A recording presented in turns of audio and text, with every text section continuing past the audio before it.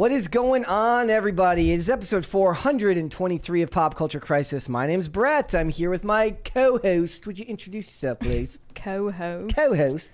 Hello, Crisis Actors. It's Mary. I am absolutely devastated today because, unfortunately, we will not be eating Five Guys before the show.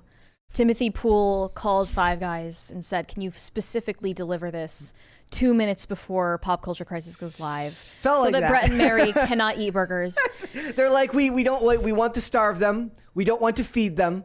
Yes, and we are compiling this information for a lawsuit. All of the backup dancers of Lizzo. Well, I think a lot of times... We're getting subtly body shamed. We get it. Okay. I think a lot of times, well, look, I could do with a little body shaming every now and then. I'm fine with that. Like, it's, for me... Suffer in silence, die young, body shame yourself. Dude, okay, here's the thing. Like, guys, you got to have a sense of humor about the world, right? You have to be able to take a joke every now and then. And when you say... but the reason she's saying this, guys, is Mary tweeted out again. First of all, she tweeted out two things that I said earlier. Yeah. One was a funny joke that I didn't get credit for. Brett had he was in funny mode in all throughout the day before the show, and then he decided to promptly turn off the funny mode. You hit the unfunny button. I tend to do that right when the show goes live. Little the people who watch the show know I'm actually hilarious. It's like people not listening is what makes you funny. Exactly. It's right. Very unfortunate. There's no also, audience. I missed this one from Francisco Sanchez Jr. He said, "Sorry, I'm not sorry to interrupt the start of the show. Okay, you guys can begin. Thank you." Thank you. And thank you for that. Badump Bash says, how are Five Guys fries? I like the zest, like the seasoned ones. You don't like them? I don't care for their fries at all. I like the fries. They are a tad soggy, but I do enjoy them. We got a bunch of stuff to talk about today. Oh, do you want to tell everybody about the tweet? The tweet that you were talking about earlier, the one about SMV? Yeah, all credit to Brett for this joke, but I was like talking about how I'm turning 23 soon. And I was like, Andrew Tate and Leonardo DiCaprio aren't going to want me anymore. It's going to be rough for you, man. So my SMV is plummeting like NASDAQ. Bidenomics for the sexual marketplace, if that exists. I don't want to know what Bidenomics means for sexual marketplace, given his weirdness around children and Tara Reid. So let's just leave that out of the equation. I'm definitely too old for Bidenomics. Absolutely. Way too old for Bidenomics. We got a bunch of stuff to talk about today, ladies and gentlemen. J.K. Rowling has been erased from a pop culture museum in Seattle, Washington, mainly because the chief operating officer person in charge of the exhibit is a trans individual. Sounds very Seattle. It does, doesn't it? So can you think of a faker job? Yeah, the guy in charge. Well, no, he's in charge of the exhibits there at the museum, and he's trans. An exhibit project manager who is trans, who wrote a blog post decrying J.K. Rowling's transphobia. His job, justifying why they have erased all mention of her from her own exhibit. Luckily, his job or her job, I didn't actually look like. No, it's Chris. So it's his job, like ours, would be the first to go if a war broke out. Well, with the name Chris, you never know these days. Well, I thought Chris with a K was for girls. Depends. Right? It depends. Or are girls Chris with a C and no H? I know a girl Chris with an H. Okay, you do. Yeah. Is that short for Christine? I Christina? So. Yeah. Okay. Well, all right. That's fine. I think that's you know what that's like a huge Kris problem. Jenner, Chris Tyson. Kris Jenner is K though, right? That's a K. Okay. But like that's a big problem in movies and television. They always give female characters now boys' name, like short for boys' names. That's a very go back like and they think that it makes them a deeper character. It doesn't. Like Lily Collins played a character named Eleanor, and then her big character arc culminates in her choosing to be called Eli instead of Eleanor. Okay. Like you choosing to have a male name means that you're having a character growth moment. I mean, also like Leah Thomas was short for what was I forgot what Liam. No, it was something. I have else. no idea. It was short. It just took the letters out of their name.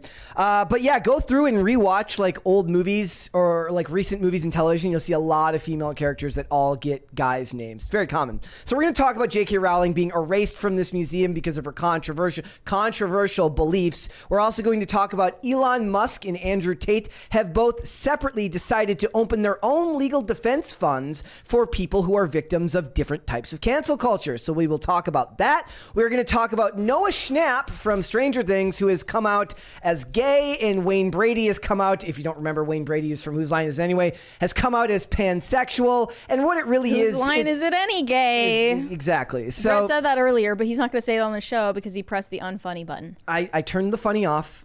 It's not my job to be funny on the show. My job is to play the straight man. It should be. But the point is it's a monument to Hollywood narcissism that they think that the world needs to care about who you touch with your dong. Like that's just how Hollywood thinks. Kitchen appliances you touch with your dong. Exactly. It's stupid, but we'll talk about that. Also, Doja Cat is apparently possessed by a succubus, a demon that we're going to get into. What? It just sounds funny. It's like the Trump post. Like, she's a wicked witch who lives in hell. Capital H, capital E, capital L, capital L. Exactly, right? So we got a bunch of stuff to get into. Guys, before we do, would you hit the like button on this video, and would you subscribe to this channel if you have not done so already? Remember, all Super Chats, $20 and over, like the one sent by Francisco Sanchez Jr., we will interrupt the discussion. We will read them right then and there, assuming, of course, Mary is not... does not find your song lyrics offensive. Or whatever it may be. Or whatever it may be. If it's incestuous, if it's a sexual innuendo of some kind, if it's blasphemous, I'm not going to say it. Exactly. I may pinch hit per se if needed, but we'll go with it. So just remember that. Let's go ahead and get right into it. First things first, I got a quick announcement. Blue Beetle is now tracking to open to just $30 million at the domestic box office on a budget apparently of $120 million.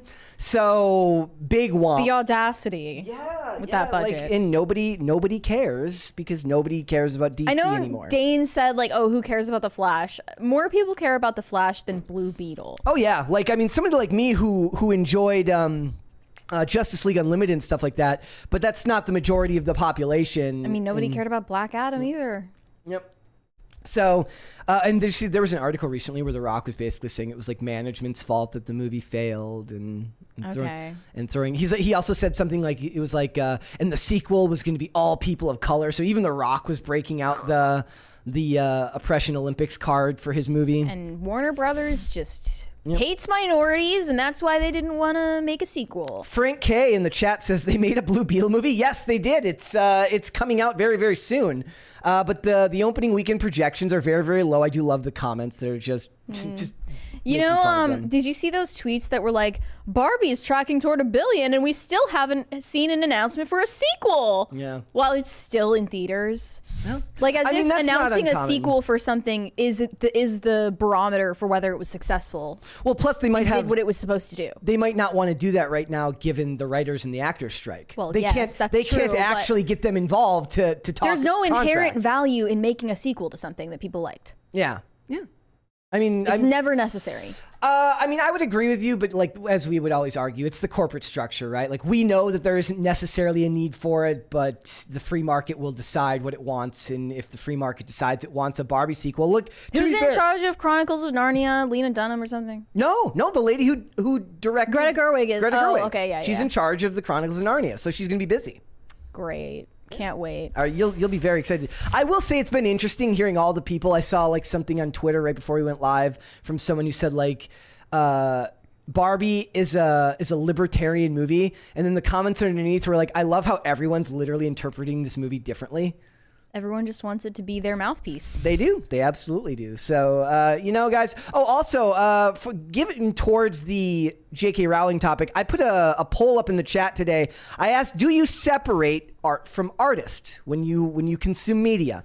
So far, 69% say yes, I judge the art separately, while the rest say no, the art and the artist are intrinsically linked. So you're gonna need to like stop consuming all art and media in that case. Yeah, exactly. It's a fool's errand, or you all consume artists the media, are pieces of shit. or you consume the media and disconnect from social media and don't pay attention to anything that's going on in the world of entertainment outside of just watching the art itself. Speaking of that, Neo has backtracked on his apology. He has. And doubled down on his opposition to transing children.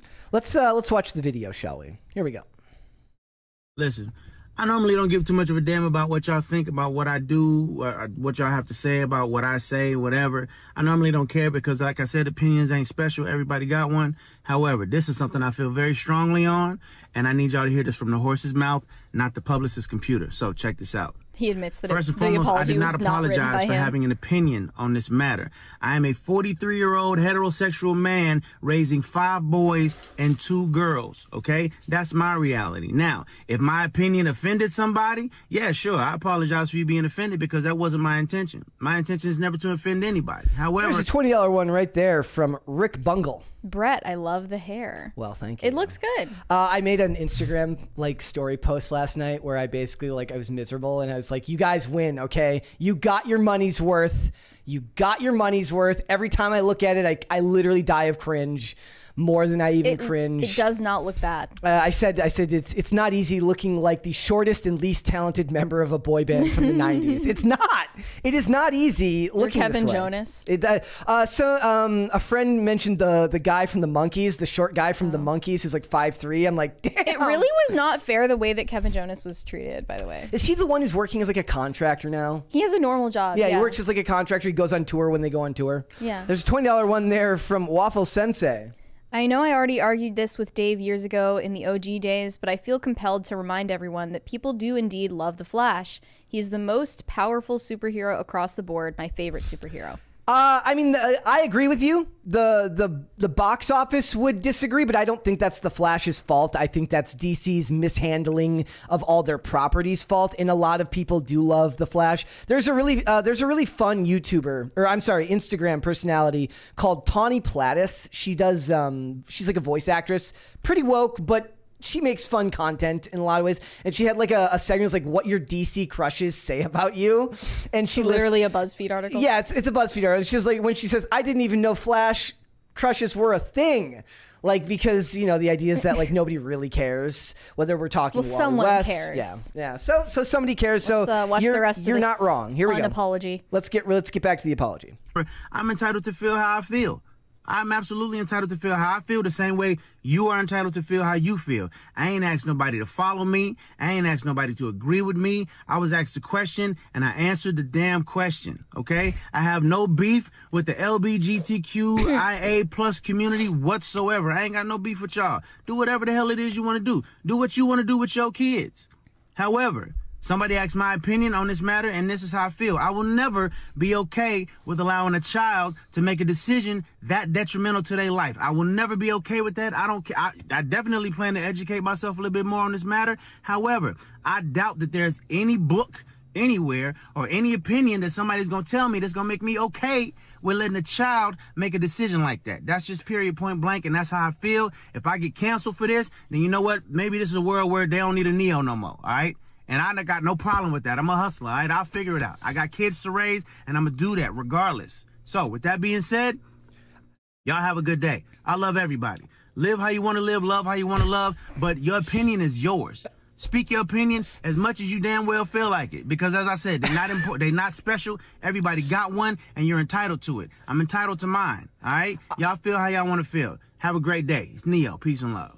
I didn't even notice the lone wolf hat until just now. It's so on brand. I love it. It's look, I mean, is it possible that maybe he just realized that in the market he's trying to fill, that he realized that the apology wasn't probably the smartest business move? He fully admitted that the publicist wrote his apology and not him. Yep. So kudos there. But putting it out there was a mistake in the first place. And there is still this moral cowardice that makes him say, do whatever you want to do with your children, but I think it's not okay to do it.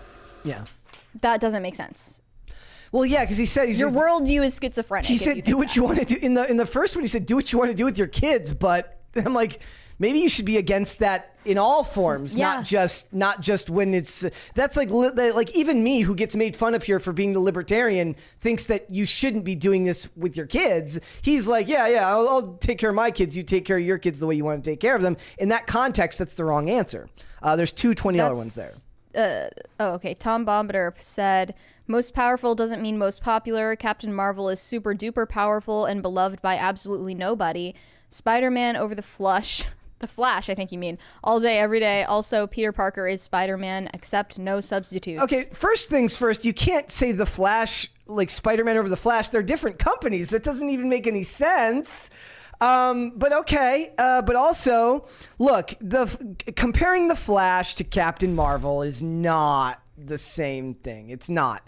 Captain Marvel would like now if you wanted to make the comparison, maybe no, because that's not even true. Wally West is still pretty popular, not just no, I disagree. I don't think that is a fair comparison. I can't think of who would be a better comparison from DC, but I don't think that Captain Marvel is an apt one-to-one comparison in this regard. I do think that the Flash has his popularity, and he has been a member of the Justice League for a long time. So I disagree. Just my personal opinion.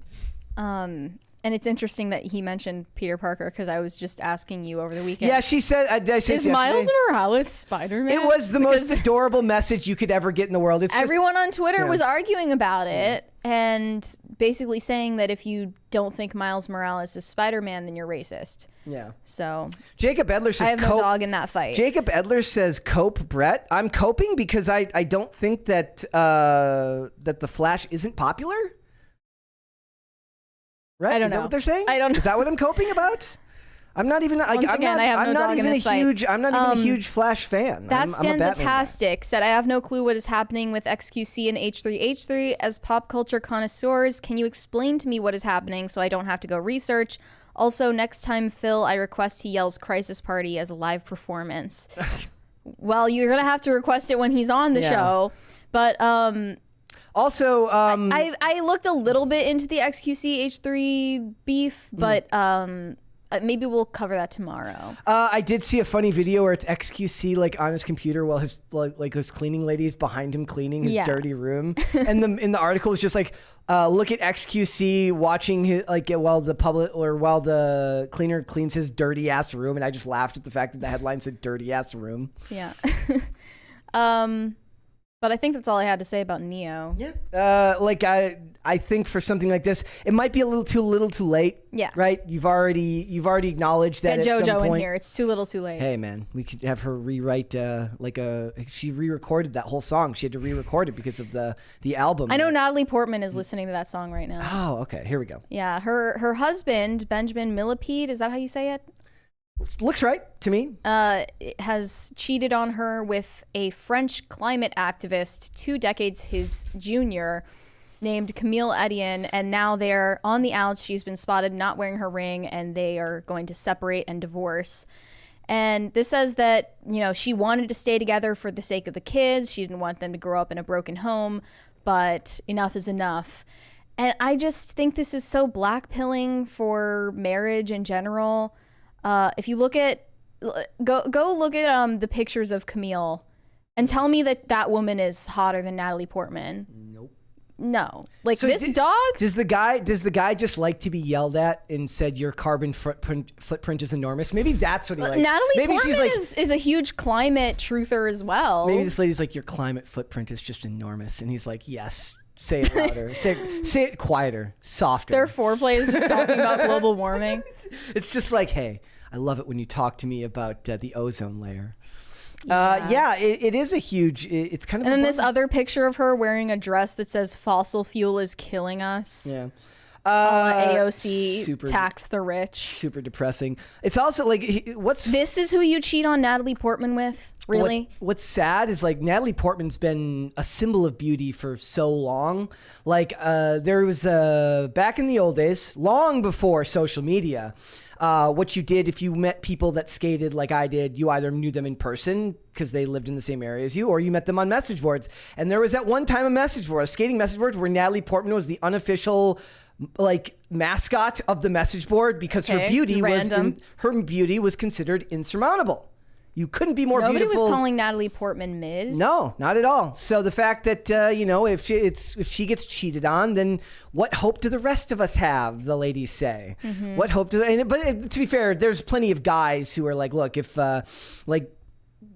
you're famous and rich, if you're Jeff Bezos and you get left, and you're like, look, you're rich. you're literally worth billions of dollars, you're a provider, and you still get left, what chance do the rest of the guys of the world have? Well, that's more so because, you know, he has the money to offer, but like Natalie Portman, in every way, this is a trade down, right? Yeah. Can we read Shane H. Wilder's super chat here, even though it's not a $20 one, because I feel bad. He said, Brett, thank you for avoiding Sam Smith today. You're a real one. Watch some William Friedkin movies this weekend. I suggest Exorcist, French Connection, Sorcerer, or The Devil and Father Amorth. Doc? I'm sorry, my friend, but Mary added a late engagement to this today. Sorry, we're gonna be talking about Sam Smith. Not heavily in there. I'll try to avoid images. How about that? As much as possible. Okay, sure. Yeah. So yeah, what hope do the rest of us have when the celebrities get cheated on by their also? But is her husband famous? Is he famous or is he known I had for never something? heard of him. They met when he was like her dance instructor on Black Swan, which sounds very romantic. Okay. But I had never heard of the guy. Cody Bedreau, I don't know if she's going to want to read that one, buddy. You want to read that one? Any interest in reading that one? I'd rather not. I don't know. How about this? Discussing, I'll leave out the first Are part you so gonna as read to it? not get clipped. Portman's ex-husband's head size, it is like a Funko Pop or a bobblehead. She says he isn't attractive. I take her word because she finds me irresistible. I did not say who it was that finds Cody irresistible, but you guys know. Thank you, guys. He does look like a bobblehead. Does he? Yeah, a little bit. He's kind of got, that's him? Yeah. That's him? If I zoom in here, he's kind of got the same shape head as, he's like in a mixture of Hugh Jackman's lower face and Walton Goggins' forehead. Look up Walton Goggins and then look up Hugh Jackman. You'll understand what I'm talking about. I don't trust people who are shaped like upside down triangles. Also, I don't trust French people. That's a condition that has no cure. You were just in France. Yeah, they're not trustworthy people. Why is that, the tipping thing? Oh, no, that's like one of the best things about their country. I'm trying to find a picture of a good photo of Walton Goggins' head so I can point out to you what I mean by this. You're playing casting director. Yes, again. I absolutely am right now. This is just how it is. He's got the same forehead as him. I have to find a good photo of it. So what do you do to solve this problem? See, even that photo's a pretty good likeness there. If you look at his photo right there, his forehead up here, and then you look at the image of Natalie, it's the same forehead. Yeah, It's the same forehead, and it's Hugh Jackman's face. But if Hugh Jackman, Walton Goggins clone is a cheater, and Natalie Portman just lets it happen, not good.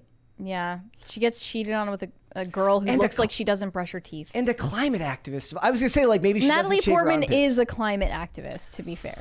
So it's like his thing. He's like, you're not radical enough. At least she, grooms herself. Who is the group of people that always goes and does the sit outs in the roads in Seattle and Portland? I always forget their name. Oh. Do you know what I'm talking about?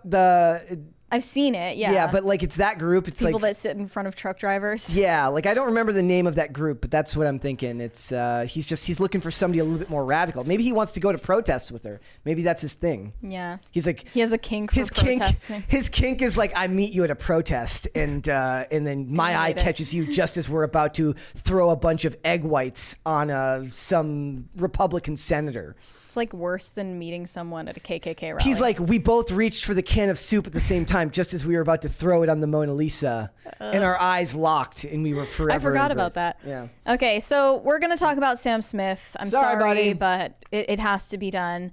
No men were nominated for Video of the Year at the 2023 VMAs, says Pop Crave. But I looked at the list of the nominees, and I see 2 men on it. Can you guess which ones they are? We'll play a fun little game. Can you guess who the man is in this lineup? Can you guess which 2 of them are men? These days in 2023, it can be so confusing. People in the chat say Pop Crave and their audience just loves gulping down propaganda. Yeah. I've noticed that can be a thing especially for the pop culture Twitters and Instagrams. So who do you think is We're who's just going to not win? going to address the literal elephant in the room. I like how they're on the same line too. Who's it going to be? Who do you think wins? Mm-hmm. Who do you think wins? I thought that Miley Cyrus song is like the number one song for like a 2 years or something. I don't understand it. You're talking about Flowers, right? I think, yeah. That It's song, the one from that video. That song sucks, and also the whole message of the song is like, I could just talk to myself in a padded cell, and that's the same thing as being in a relationship because I'm self-partnered. Like, it was all about shitting on her ex-husband. So I didn't like the message behind it. Oh, there's a $20 one. Thank you, Tom Bombadil. There's a $20 one there from Tom Bombadil. He said, wait, is it from, Mary is once again demonstrating her lack of understanding of men. Maybe this other woman actually listened to the guy, or she made him feel things like respect, which he didn't get from Natalie. It ain't all looks, sister. But it's not about, that doesn't mean you cheat. That means you leave your wife and you divorce her, and then you enter into the new relationship after. I highly doubt that a French climate activist, Listens professional very well. climate activist, Yeah. is that emotionally intelligent, to be honest. I mean, it's possible, I suppose, but again, that doesn't mean you cheat. It means you end your relationship as amicably as possible, even if it's not easy. That's what being married is about. If they're a bitch or an asshole, you stay with them. Words of encouragement from Mary Morgan. Perfect. In sickness and in health, y'all. In happiness and in asshole mode. Exactly. Who do you think wins? I think Miley Cyrus would win. Or Taylor Swift. Or Taylor Swift. It might be Taylor's year. So. Yeah. All right. This story brightened Another black pilling marriage story. This story brightened my day. Woman who won $1.3 million jackpot lottery lost all the winnings after keeping the lottery win secret from her husband. So her husband got all of the money in their divorce settling? So it says Denise Rossi won the lottery in California 11 days before she filed for divorce from her husband, Thomas Rossi. This was back in December of 1996. I don't know how she thought that this was going to stay under wraps when she did a TV interview on the news after winning. The pair had been married for 25 years, but this lottery win came at exactly the wrong time. When the case eventually got to court, a judge ruled that Miss Rossi had violated laws on disclosure of assets and funds and acted in fraud and malice. Of course, she got that $1.3 million and she's like, goodbye, amazing provider of 25 years. I'm out of here. Kick rocks, bitch. That's what she said. Can't you just keep the money and stay married? Yeah, I mean, theoretically, she could have just, no, because she would have had to file taxes, right? And they would file a joint tax return. I guess. So it would have, the assets would have had to have been disclosed. This woman is ugly inside and out. She says, an absolute witch. In her documents, she argued that she didn't want her husband getting his hands on her winnings. It's easy to understand the impulse too. Miss Rossi didn't find out about the win until two years after the divorce, when he got a letter from Mr. Rossi, from the company that pays lump sums for lottery winnings. Oh. That is a hell of a letter to get, my friend. That is amazing. In fact, that would be like today, nowadays, if you get that letter, you just think you're getting scammed. Yeah. like nobody gets that letter and actually thinks that they won something or got something. That it's trash mail.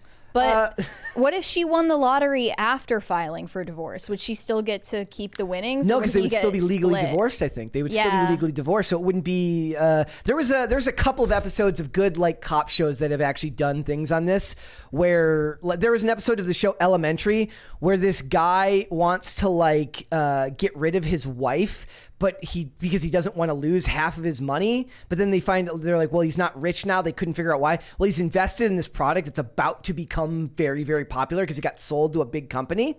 And so he needs to find a way to get away from his wife before the product blows up and she takes him for half of his future earnings. So he ends up just having to off his wife. It's not good. Not good. So you know what? She had it coming to her. Like you said, I'm sure she would have rather kept half than none of it. She's greedy. She's greedy. Good for that guy. I love the idea that he then just doesn't cash the check because he's like, this is BS. It's like is Publishers Clearinghouse still a thing? You might even be too young to remember what Publishers Clearinghouse was. It's the thing where they show up at your house with the big check and they give you a big check for money. Imagine somebody shows up at your house now with a big check. It would just look like one of those guys who sits on the corner with a street sign and spins it around. Like now wouldn't some believe it. stranger just shows up to your house in a big van. You think the worst. You don't think that somebody's coming there to get chat. Help me out. Is Publishers Clearinghouse still a thing? I bet it is. Why did they give people money? It was like a sweepstakes. You signed up for the sweepstakes. Oh, It was okay. probably a scam too. All right, let us move on here. So Rachel Zegler is the most unlikable woman in Hollywood. She just weighed in on the strikes some more. This is in an from like last incredibly week. annoying way. Last week we talked about her initial comments when she was talking at the panel. Now we're going to talk about what she has to say about the strike. This is just her brief comments, and then it's a TikToker named Black T News weighs in on it. It's very cool. So here we go. Let's watch this. Actually, did I pull it up over? Let's just watch it here. Ma'am, it is not like you were Tom Cruise risking your life with every film. Okay. Wait, what? Oh, it's hard because it's let's just watch it on TikTok. Hold on here. There, here we go.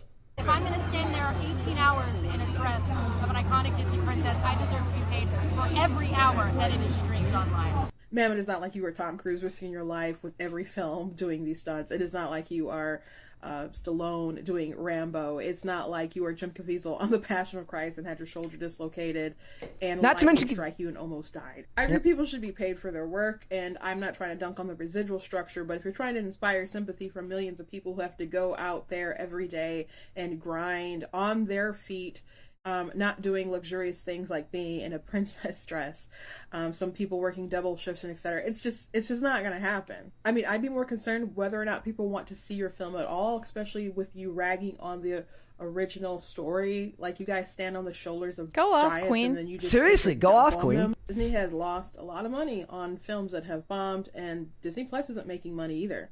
If I'm going to stand there 18 hours in a dress... She's complaining about wearing a princess dress. It's giving mini AOC. No, that's why I realized why Rachel Zegler rubs me that way. Like, I hate AOC. Yeah. She literally acts like a mini AOC. I like. There's a better idea. I like the idea of her and Meghan Markle arguing about what's harder: standing for 18 hours in a princess dress or standing for 18 hours in a Disney princess costume. Mm-hmm. Which one's harder? As a strong, she acts like a mix woman. of AOC and Meghan Markle. Yeah, she does. She's quite awful. She's one of the least sympathetic women in all of Hollywood, I think. I think that's without debate. And that's with no pedigree to like really justify it. None of her movies have done very, very well. Like, I still don't know anyone that saw West Side Story. Where are the residual checks going to come from? All the money that Disney Plus is bringing in? They're not going to get any money from that. So, yeah, she just looks Disney should stuck charge up. you for every minute that it's streamed online because they're losing money on Disney Plus. I agree. So it's very, very stupid. Also, guys, ladies and gentlemen, we got her. We got her. American Airlines passenger behind the not real viral tirade has been ID'd. She's a marketing executive from Dallas. Yes, they found out her name is Tiffany Gomez, and she's a marketing executive from Dallas. She lives in a $2 million home. New York Post thought it was a good idea to do a full expose on this woman after, like, it's been a month since she had this public meltdown. Mm-hmm. She was not charged with anything. She was not arrested. She didn't do anything illegal. There's no reason to literally dox this woman, but because journalists have no moral compass, they decided that they still needed to cash in on this woman's like probably lowest moment. I guess the real story is that she was flying with relatives and she accused one of them of stealing her AirPods, which is ridiculous. I as somebody who used to regularly like borrow my brother's CDs for extended periods of time, totally plausible. But they posted. There's a $20 one there from Francisco Sanchez Jr.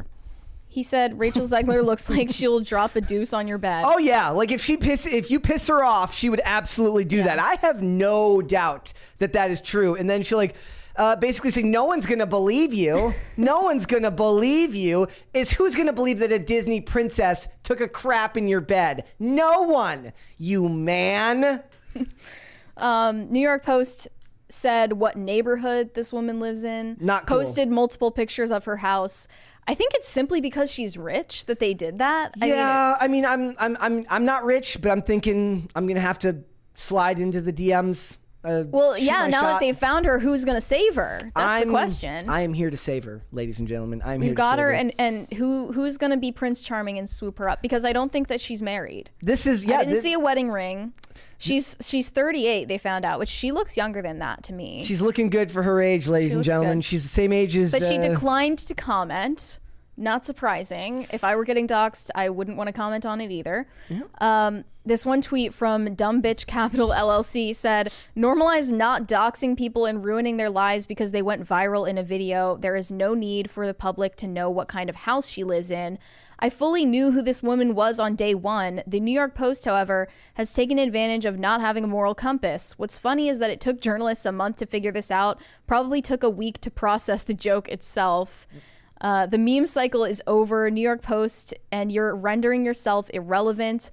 I'm not posting a link to the article, and I recommend not reading it. It doxes her neighborhood, name, her resume, references from her colleagues, an approximate worth of her house, also a photo of the house, which I hope isn't actually her house, WTF. Yeah, hopefully it's not. Yeah, and one it of her- posted like an article from 2017 that had her on some like rising stars list for marketing. Yeah, I've got that here. She's the vice president of client services at Elevate Brand Marketing. Look, Is she gonna like lose her job over this or something? she'll be fine. Like it's this was I guess slice of life it stuff. takes the charm out of the original video and the meme in the first place, which is that she thought she saw a lizard person on the plane. Could have been a The real story lizard that she was just accusing someone of stealing her AirPods is boring, and I'd rather not learn about it. Unless it was also- a lizard that stole her AirPods. But how does a lizard listen to AirPods anyways? Yeah, they don't have ears. Another tweet said, chameleon. internet incels, women hit the wall at 18, all other men online desperately trying to track down a 38-year-old woman who appears to have had a mental breakdown. She's a prize. She's look, you know. What can you say? What can you say, right? Like half of it's the meme potential, and half of it's like, you know, She's kind of fine. She's good looking. She's a good looking lady. Look, she like I don't know where she ranks on the my crazy hot scale is not calibrated like evenly, so I don't know where she lands on the crazy hot scale. But at the end of the day, it's like she had a bad trip on an airplane. Like cares? leave it be. Why do you need to dox someone simply because You can talk they went about- viral against their will? If they were like doxing someone who posted like that girl Ava Louise who posted the video of her licking an airplane toilet seat during COVID, you know, maybe that would be justified. But this woman didn't actually do anything wrong. And actually, part of the story is that she, you know, as she was saying, you know, you guys are going to die on this flight, and saying that the aircraft was not going to take off, they had TSA go back and rescreen the aircraft before they approved it to take off. Yeah. Which probably held them up for like over an hour. And I still support her. I don't she care. wanted to get back on the plane and they wouldn't let her. Yep, she tried to go back through TSA multiple times. They didn't let her. Pretty base that she They wouldn't give the followed cops. her out to the curb where she was trying to get an Uber. She wouldn't give the cops her ID though, which is based. Yeah. Very she's Yeah, just I like, I'm not- bet she's a Republican. She's like, I am not complying. I will not comply. And she's like, now somebody needs to draw, like, put a picture of her on a Gadsden flag with some AirPods and have it say, come and take it. Come and take them. Like, I'm here for it. Like, it's a lizard person taking the AirPods and says, come and take them. All right, guys. What would you like to see, Mary? Cute or cringe of the day first? Let's start with cute. Okay. All right, here we go. First, Mega Max says, at Brett Dasovic, I heard pro-censorship ghost girl talking about mini horses, and there are some of ours, that's Martha, white, Tessa, brown, and Cookie, black. They will stampede over each other to get carrots. Wait, these are mini horses? Mini horses. Oh, they're cute. They're very cute. It's hard to tell with the photo, though. It's very adorable. And they love carrots. I'm a little bit scared of actual like full size horses because I think they can kill you. Well, and have you seen the amazing video of the guy who tries to like run from behind the horse and jump up onto it, and the horse just kicks him and knocks him backwards, clean off his feet? Amazing. All right, we got You just had to throw in that jab about me though.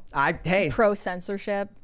he said it, not me. He said it, not It's me. not true, but Here we go. This is from Lindsay Tatum. Says, at Brett Dasovic, here's the other two from Nashville. There's my their mom was disappointed in me that I didn't post their pictures. Coda is the pup and Martine is the kitty. All rescues. They're cute. Coda's adorable. Fluffy.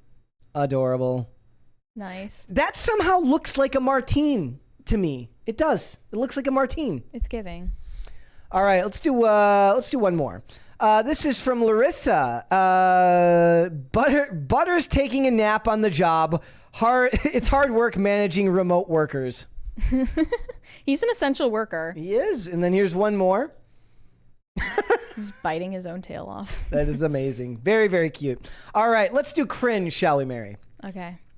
We've got two today. Firstly, Taika Waititi reveals that his wife Rita Ora proposed to him. Quote, I said yes instantly. He gets a pass because I think he had a threesome with her and Tessa Thompson. There was a very like famous leaked photo where like they were all out on a balcony together, and this was while they were making Thor: Love and Thunder, and people are like, these are the people who are always talking about workplace power dynamics, and here he is with his co-star or with Talk his about a lack of boundaries with your employees. Because Tessa Thompson was a star on that movie, and here he is looking ultra, familiar with his girlfriend and in the star of one of his movies, and people thought there might be some ethical concerns there. I have an ethical concern with any woman who is proposing to her boyfriend. Yeah, and how can you have less self-respect than that? I remember one of the NCISs did they did this thing where like one character kept proposing to the girl and she kept saying, it was the thing they do where she's like, no, but ask again, as if any guy wants to hear that, right? But like then finally at the end of the season, she proposes to him. Ew. And that's the propaganda. I hate that. Because he's like, no, because the guy's got to propose. She's like, really? Because it's like 2017. It's like 2018. And I'm just like, yeah, no woman watching this show thinks that that's how that actually is supposed to be. Sorry, No. you're in make-believe land. This is not a real thing. All right, and we've got one more here from Angela Belcamino, who I want to meet. Personally. She says, alpha males are no match for the swag of a fierce liberal woman. This alpha male's heart almost exploded. Here we go. Let's watch this clip.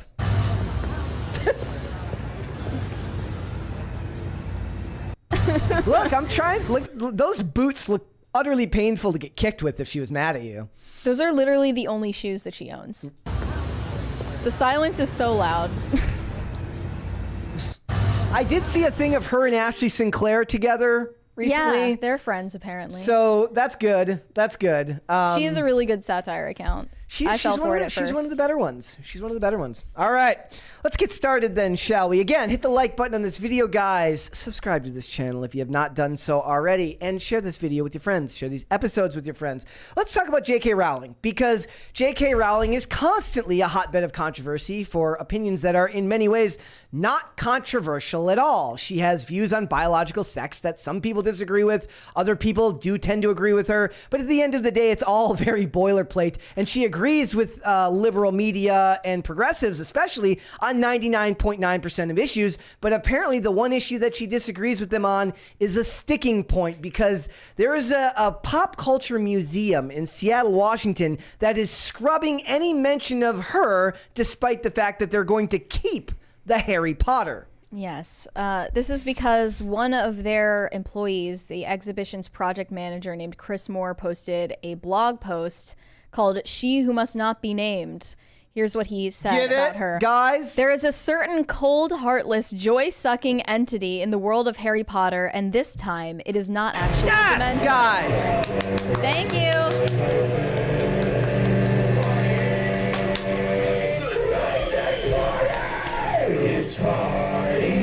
Have you ever seen those videos where people like they don't want to be the first person clapping, but they kind of like they clap longer because they want to be the last person to clap, and their hands get really Really? yeah, it looks ruthless. Okay, continue on. This blog post said, "We would love to go with the internet's theory that these books were actually written without an author, but this certain person is too vocal with her super hateful and divisive views to be ignored. Yes, we're talking about J.K. Rowling, and no, we don't like that we're giving her more publicity, so that's the last you'll see of her name in this post. We'll stick with you-know-who because they're close enough in character." I love that the idea that you're like to be soulless and joy sucking in society now is just to disagree with somebody on one issue entirely. Her transphobic viewpoints are front and center these days, but we can't forget all the other ways she's problematic. The support of anti-Semitic creators, the racial stereotypes she used while creating characters, the incredibly white wizarding world, the fat shaming, the lack of LGBTQIA plus representation, and super chill outlook on the bigotry and othering of those that don't fit into the standard wizarding world, and so much more. Let's go through these one at a time. Shall we? Let's go through the first things first. What was the first thing she mentioned? She supports anti-Semitic creators. Do we even know who she's talking about in this context? Who is the anti-Semitic creator that she's talking about? We might have talked about this at one point, but I'm not a psycho like this person, so I don't remember. Yep. The racial stereotypes she uses while creating characters is probably the goblins. The goblins. She's talking about the goblins in the banks. Look, the white wizarding world just means that it was UK the 90s. in the 90s, dude. It was the UK, like at the time when here in America, Michael Jordan was on his legendary run with the Bulls. It was the UK in the 90s, and there was plenty of actual minority characters in that series. Is it to the extent that there is now? No, but Dean Thomas was a thing. And she was woke for her own time anyway. Yes, she absolutely was. So she's a fat shamer? When did that happen? I don't know what but I have no idea what that is referring to. Mary's like, maybe these books aren't so bad. Yeah. Lack of LGBTQIA plus representation. Again, this is where I laugh because look, J.K. Rowling did this to herself. She courted this audience by changing her stories. So you deserve the audience that you preach to. And it's kind of like when I talk about Stephen Amell getting backlash for the writers for the strike, and I'm like, they courted this audience at the CW, so you get the audience that you invite to your properties. But all of this stuff is like, her posts are funny. Like, she does sardonic better than just about anyone. She does kind of dry British humor and dry British commentary as well as anyone. I'm not personally a fan of hers. I mean, I don't really care for her. I don't care for Harry Potter, and I don't find her particularly interesting, and I don't think her opinions are all that interesting either. She's just what every feminist was prior to 2015. Yes. And I don't feel that much sympathy for the kind of woke backlash that she's getting now, because she was woke. She was the one that brought us into this insane time that we live in a way. I do feel bad for this creator. His name is Chris Moore. He is the Seattle... You feel bad for him? Let me get to my point. I'm being sarcastic here in a way. It's like, I feel bad for anybody who can't separate art from artist, but then also allows something like this to be such an important part of their life, right? It's got to be a miserable existence to simultaneously hate the creator of something but love the creation so much that you're willing to head an exhibit about them, but the idea of even talking about the person who made it makes you sick to your stomach. Like, that has to be a special type of hell. I don't feel bad for him per se, but I acknowledge that must be one really, really depressing existence. Yeah. He said, "I'm an individual who's been affected by her viewpoints." I'd love to see examples of how you were affected by J.K. Rowling's viewpoints.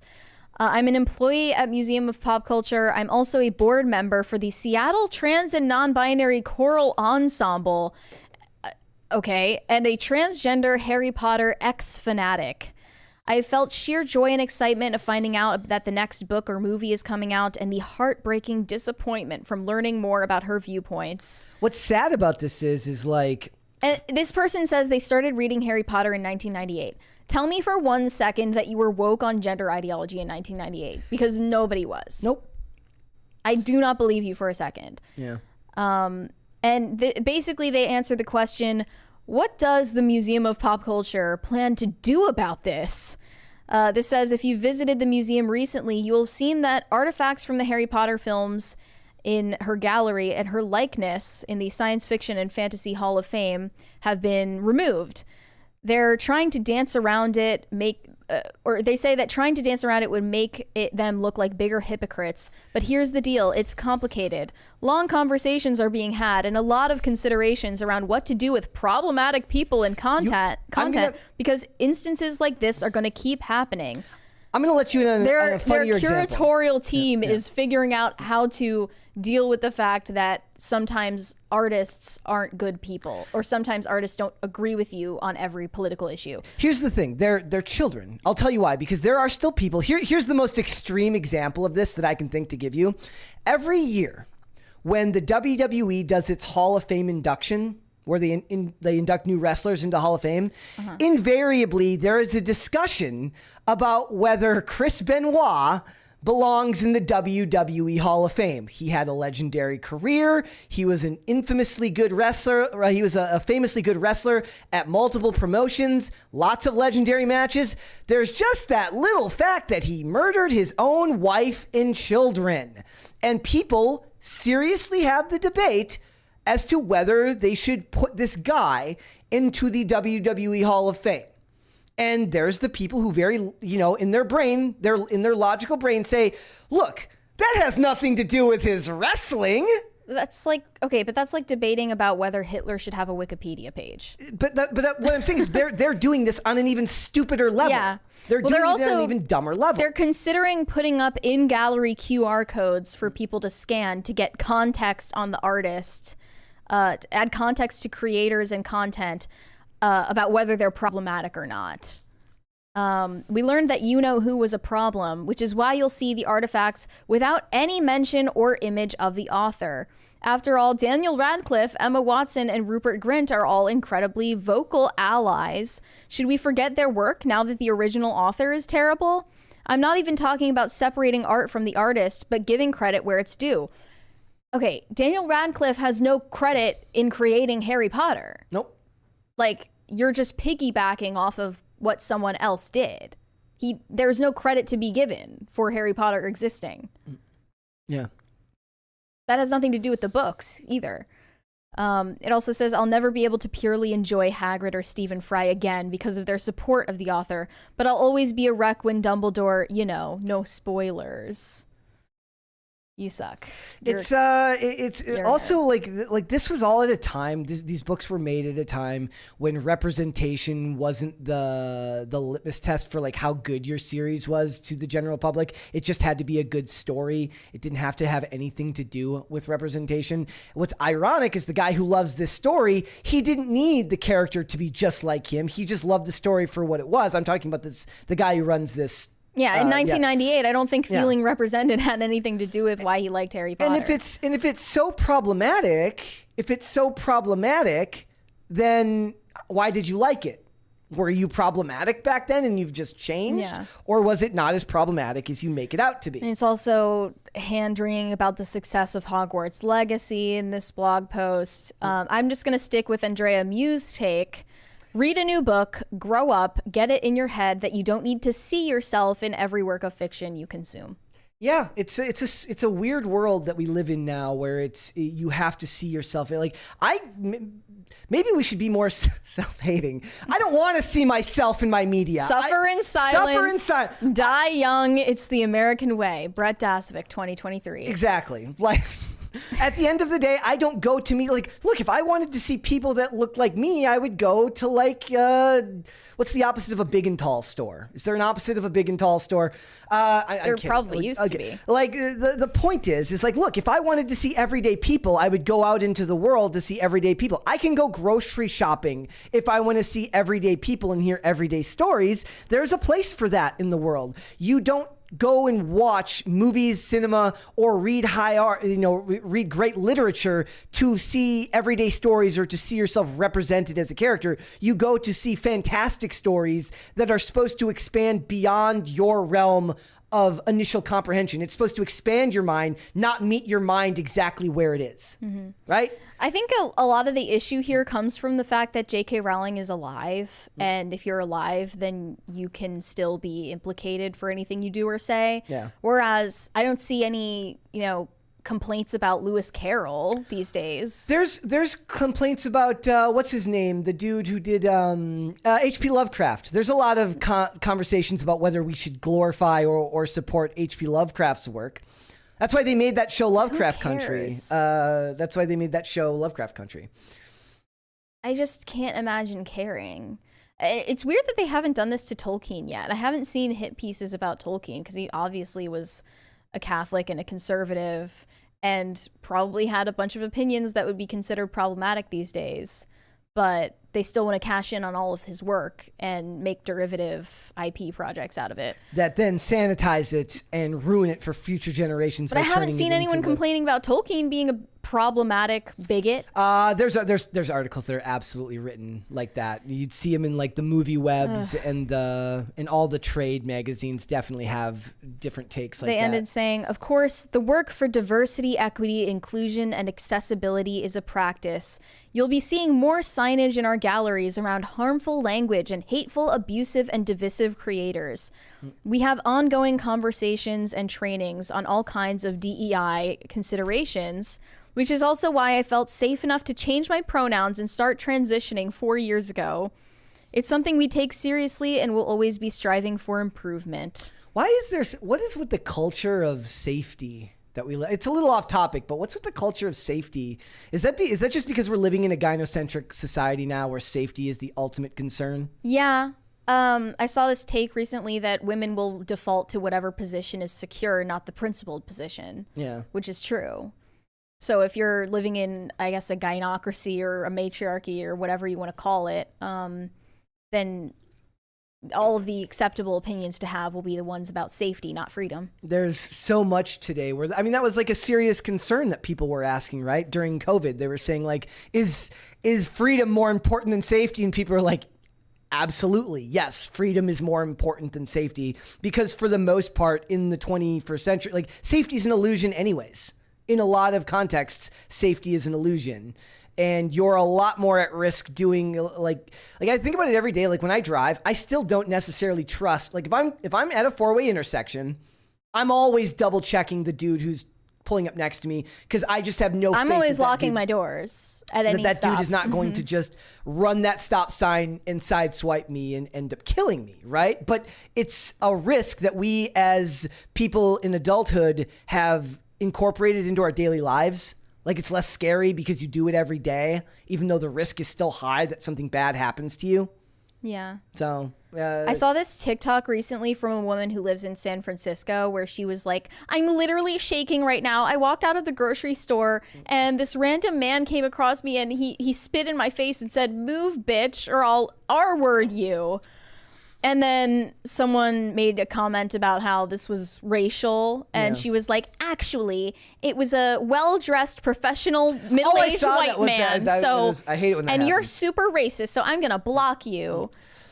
Tyrannicide in the chat, he's racist. Freedom is just as much of an illusion. Yeah, he's not wrong about that. We care about people's freedom to shoot up and menace people in the streets in San Francisco. Yep. More than the safety of the people who live there who are law-abiding citizens. None of it makes sense. Nope. And I don't know if what J.K. Rowling's feelings on freedom are, but I'm guessing that she actually probably agrees more with the guy who hates her on most issues than she does with the likes of you or I. Mm-hmm. On most issues. I agree. And it's sad to see like this happened to her property, but at the same time, she's taking a principled stance on an issue she cares deeply about and clearly doesn't have a whole lot of like care for whether. I think her stance is incoherent. I don't think it's hateful. Yeah. I think it's incoherent because she was part of all of the social justice movements that led us into this like level of woke insanity in the first place. Yep. She's one of the building blocks of that society, of that aspect of society that we're seeing right now. She's one of the cultural figures that got us here. So I don't exactly feel so bad for her. She doesn't feel bad for herself. She's enjoying all of the money that she's made off of it. I do love the idea that they see nothing wrong with the idea. Like this person very, very nonchalantly talks about just erasing their name from the work.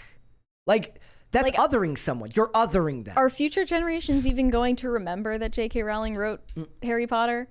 Is that going to be one day non grata? You cannot mention her. One day, Mary, when I leave this, when I'm fired from this podcast and you take over, and it's just you rather than me, and then all the videos shall be erased in which I was ever in anything, and we shall henceforth be known as not Brett podcast. That's what you'll call it. You'll call it the Mary podcast, and then I will never be mentioned again. I will be othered in the same way.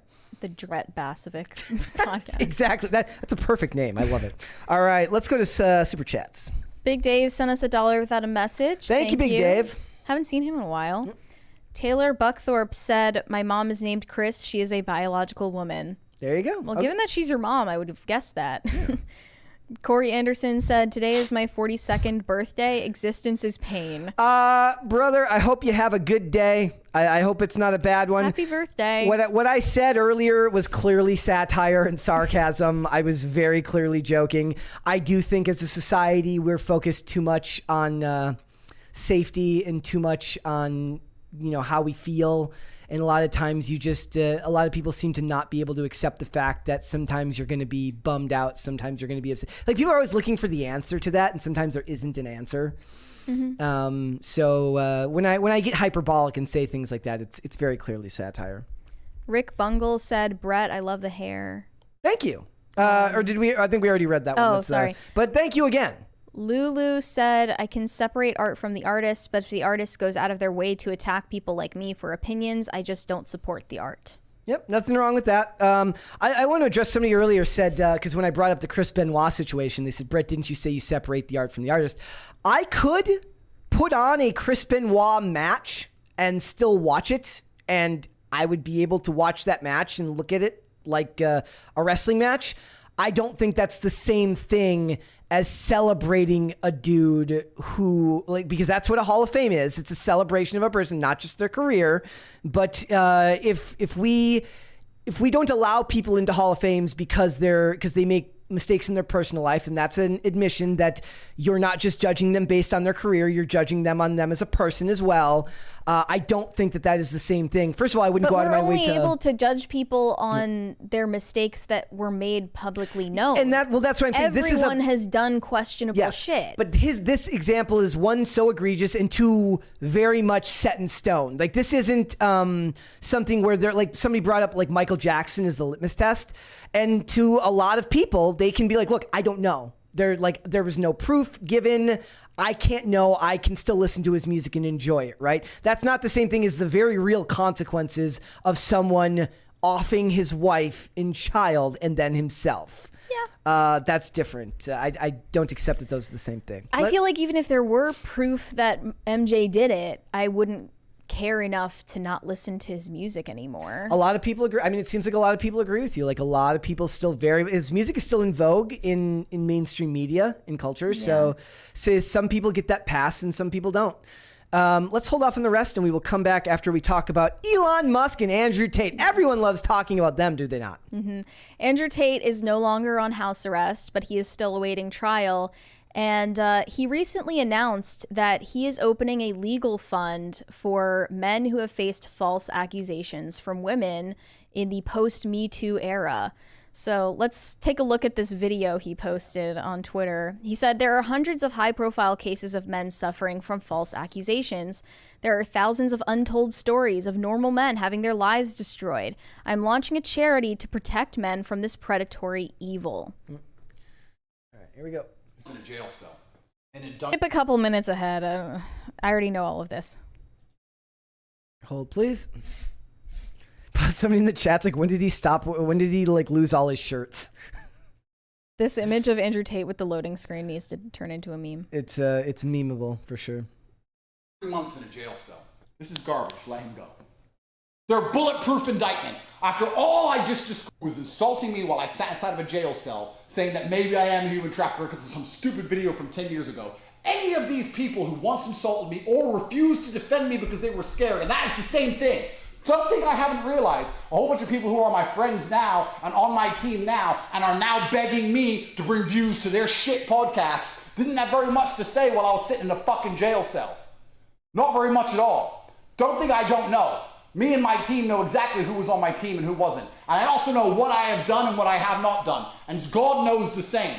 It doesn't matter if I get fucked at the end of this. It doesn't matter if I get completely destroyed. It doesn't matter if they put me in jail for life. I know what I have done and I know what I have not done. And I find absolute solace in that.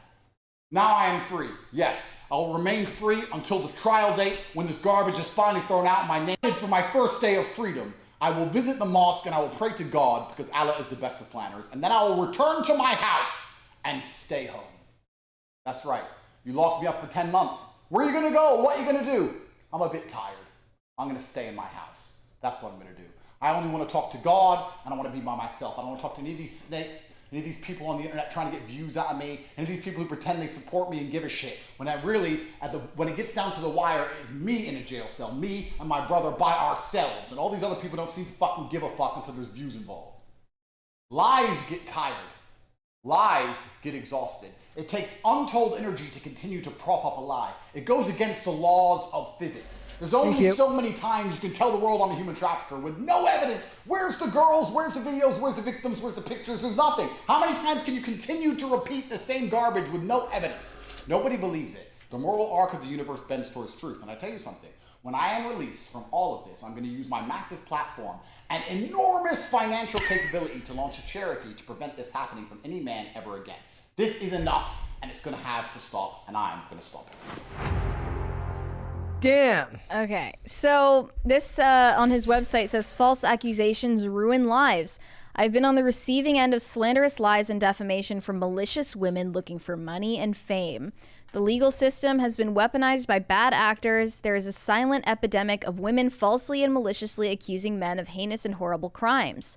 Allegations, even when completely fictitious, never wash away. They attack men's careers, reputation, and entire lives. I've created a defense fund to help men who are in legal battles against women who have falsely accused them of crimes. We will win the fight against evil. And then there's a link to you signing up for his newsletter. I don't know anything about about how you access the legal fund, but he's saying this is going to be after he gets found cleared, not guilty. guilty. Not guilty. This comes at the same time that Elon Musk tells people, if you were unfairly treated by your employer due to posting or liking something on this platform, we will fund your legal bill. No limit. Please let us know. I saw Gina Carano responded and said, I think I got a case. Yeah, there were a lot of people with their own stories. I don't know what is going to come of that. He might end up funding the wrong person if he doesn't look into it enough. But essentially, you know, if you liked a post or posted something on Twitter that your employer thought, you know, was contrary to your company values, whatever that means. I hate it when companies have company values anyways. You could get compensation. Elon Musk has offered to pay their legal bills. He should make like an ad. It's like, were you unceremoniously fired? Like it should be like a 2 a.m. infomercial. Were you or someone you know unceremoniously fired after liking something on the platform X, formerly Twitter? So please call. What do you think of the Andrew Tate legal fund? I mean, is this going to help anybody? I would like to see it help somebody. Like even like depending on whether I make no assumptions as to whether he's guilty or innocent. Maybe or the not. wrong person could do the right thing. Yeah, like is the idea that just because somebody did something bad, if somebody was actually helped with it, like I guess that would be a good thing. But assuming, you know, if I'm here to assume innocence rather than guilt, I would like to see that happen. But if my job is to take the information that we've seen and a lot of people are saying that he's guilty, do I trust that that money's going to go to the right person? I have no idea. I just know that the fact that these conversations are happening proves that there's a very real need for it, whether he's guilty or innocent or not. Right? That there's a very real need for people to be able to look for some type of help because a lot of aspects of society, and it kind of mirrors how he talks about society in general, right? A lot of aspects of society have shown themselves to be rigged against certain things. And in this case, false accusations are a big one. That's a very real concern that a lot of people have. Look at the Duke lacrosse players. But that's more of like diagnosing a problem in Yeah. society correctly and then selling a solution. Yeah. That's very Luciferian in my opinion. But is he if he's not selling a solution, is the idea it's like, yes, you get the money, but you have to sign up at Tate and get 500 of your join the friends war room? Yes, if you join the war room, we will fund your legal defense team. And then he sells your data on to like some data analytics company or something like that. Yeah. I think that Andrew Tate's case has really muddied the waters with our whole post-Me Too conversation because he's claiming over and over, there's no evidence. And it's like, I mean, clearly there's some. They've wiretapped him and obtained his text conversations that do look damning. He can claim that they're fake or not, but it's all out there. There are videos of him saying that he started dating a woman who was 15 years old, and that he started out with her to do his webcam business. I don't know what else to make of that, but maybe he can be the wrong person at the right time doing the right thing for someone who's innocent and being falsely accused, because that is a problem. Yeah. The believe all women thing. But I mean, for it him, is a it's, problem. I mean, like, okay, so then let's, if we were operating under, we just talked about operating under the assumption of innocence, right? Then it's a good thing. Then what he's doing is a good thing. Operating under the assumption of guilt, which we shouldn't do as a society, at least the court system says don't do that. Then you have to worry, like, will the right people be helped in this situation? You'd hope so. You'd hope that even a guilty person can make a positive change, but a lot of people are going to have a hard time buying into that if the guy's actually guilty. But since I don't know, I can't really speak. I feel like being publicly defended by Andrew Tate is worse for your reputation than even getting false accusations of that nature. There are so many people who are critical of Me Too, who don't believe all women and stuff like that, who still think that there are a lot of questionable things brought up against Andrew Tate in the evidence. Yeah. They're trying to be as intellectually honest as possible, and I don't think he's recognizing that genuine effort. As for Elon Musk, well, we've got one very strong that example could go here. sour very quickly.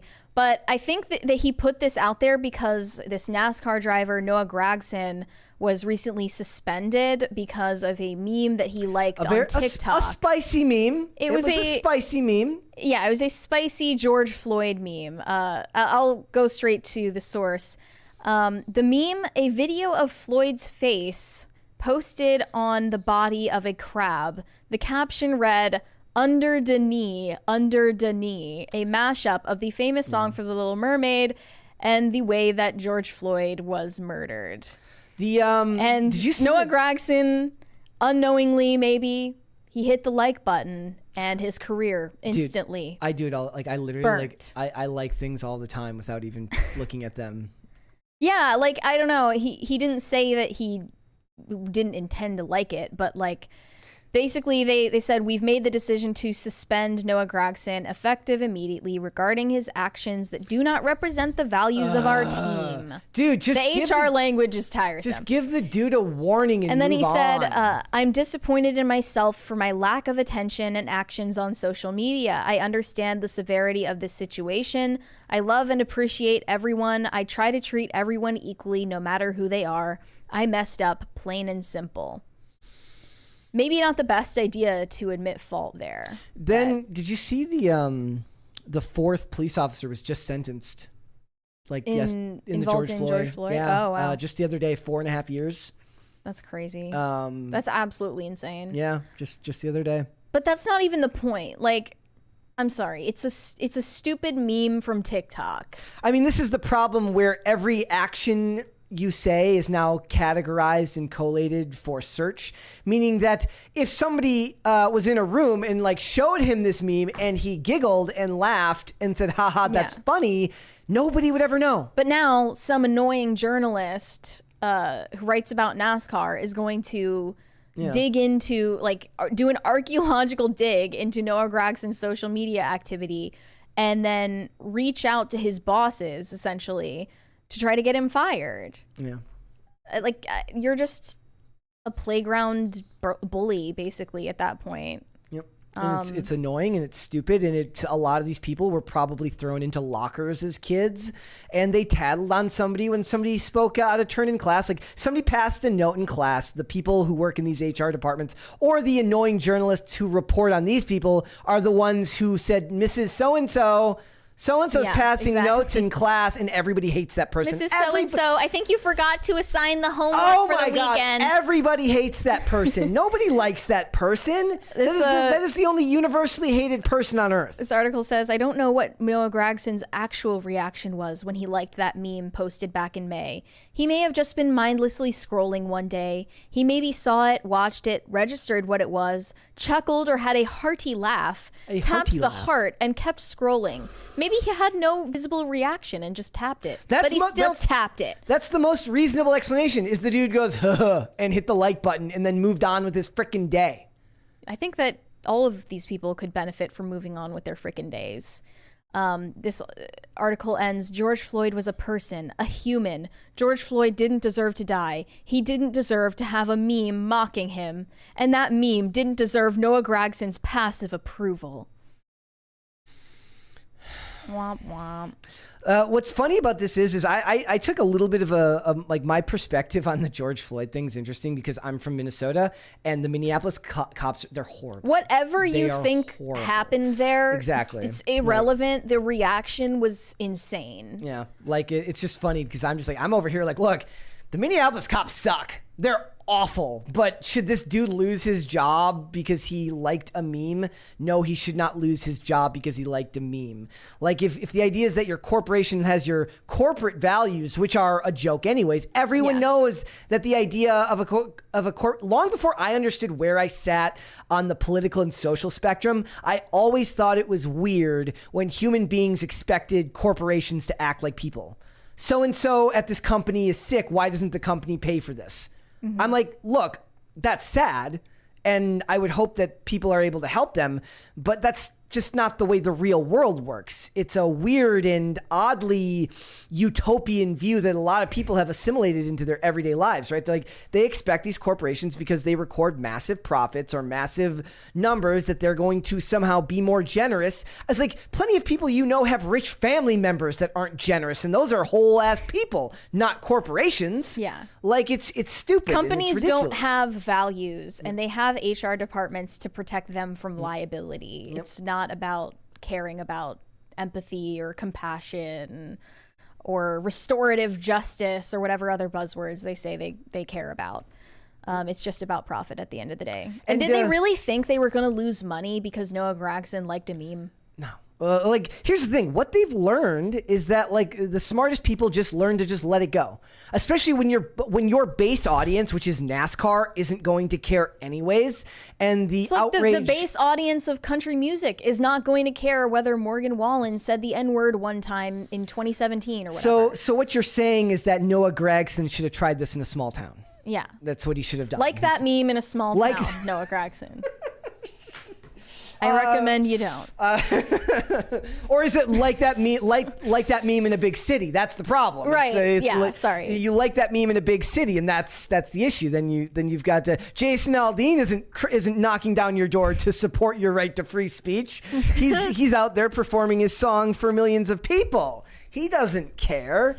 But hopefully Elon Musk ends up helping this dude, and he can figure out what's going on. But even he's not even the best example of someone who needs to be helped from this. You know what's a good example of someone who needs to be helped from this or from one of these is, like, remember the guy who was doing in his car, and somebody thought he was making the okay hand gesture, and he lost his job. Yep. Like, that's the guy who needs help. The poor guy who got lost his job because of a 4chan meme. Yeah, if you're going to commit a cancelable offense, at least do it on Twitter. Think about it first, so that Elon Musk can bail you out. And here's the thing: Is Laura Loomer gonna get legal help for protesting outside? And the thing is, if you're gonna get fired and you want Musk's help, make sure that what you're fired for is as memeable as possible, because that seems to be the way Musk's brain works. The most entertaining outcome is the most likely, he says. Yes, that's what he's looking for. And plus, he's like, you might have to worry about it because now he's waiting for his fight with Zuckerberg. He might not have time to work on the legal fund because he's worrying about fighting, the king of censorship himself, Mark Zuckerberg. Oh yeah. Now it would be great if like Mark Zuckerberg launches a fund for the employers who are firing these people. if you or your company has fired somebody for spicy memes, we will support you and we will back your legal defense, Mr. Fortune 500 company. So then this is what happens. So first, Zuckerberg and Musk fight in the cage, and then right after that, they go straight to litigation where Musk is on the defendant side he'd be the plaintiff, right? Because he's the one suing. So he's there with Noah Gregson as they're suing Facebook. Yes. And Facebook is representing Right, because he liked NASCAR. Well, he liked the meme on Instagram, not Twitter. So Elon really doesn't have the ability to give him recourse. Yeah. But I like where you're going with this. But I like the idea that Zuckerberg's over here defending NASCAR, the NASCAR.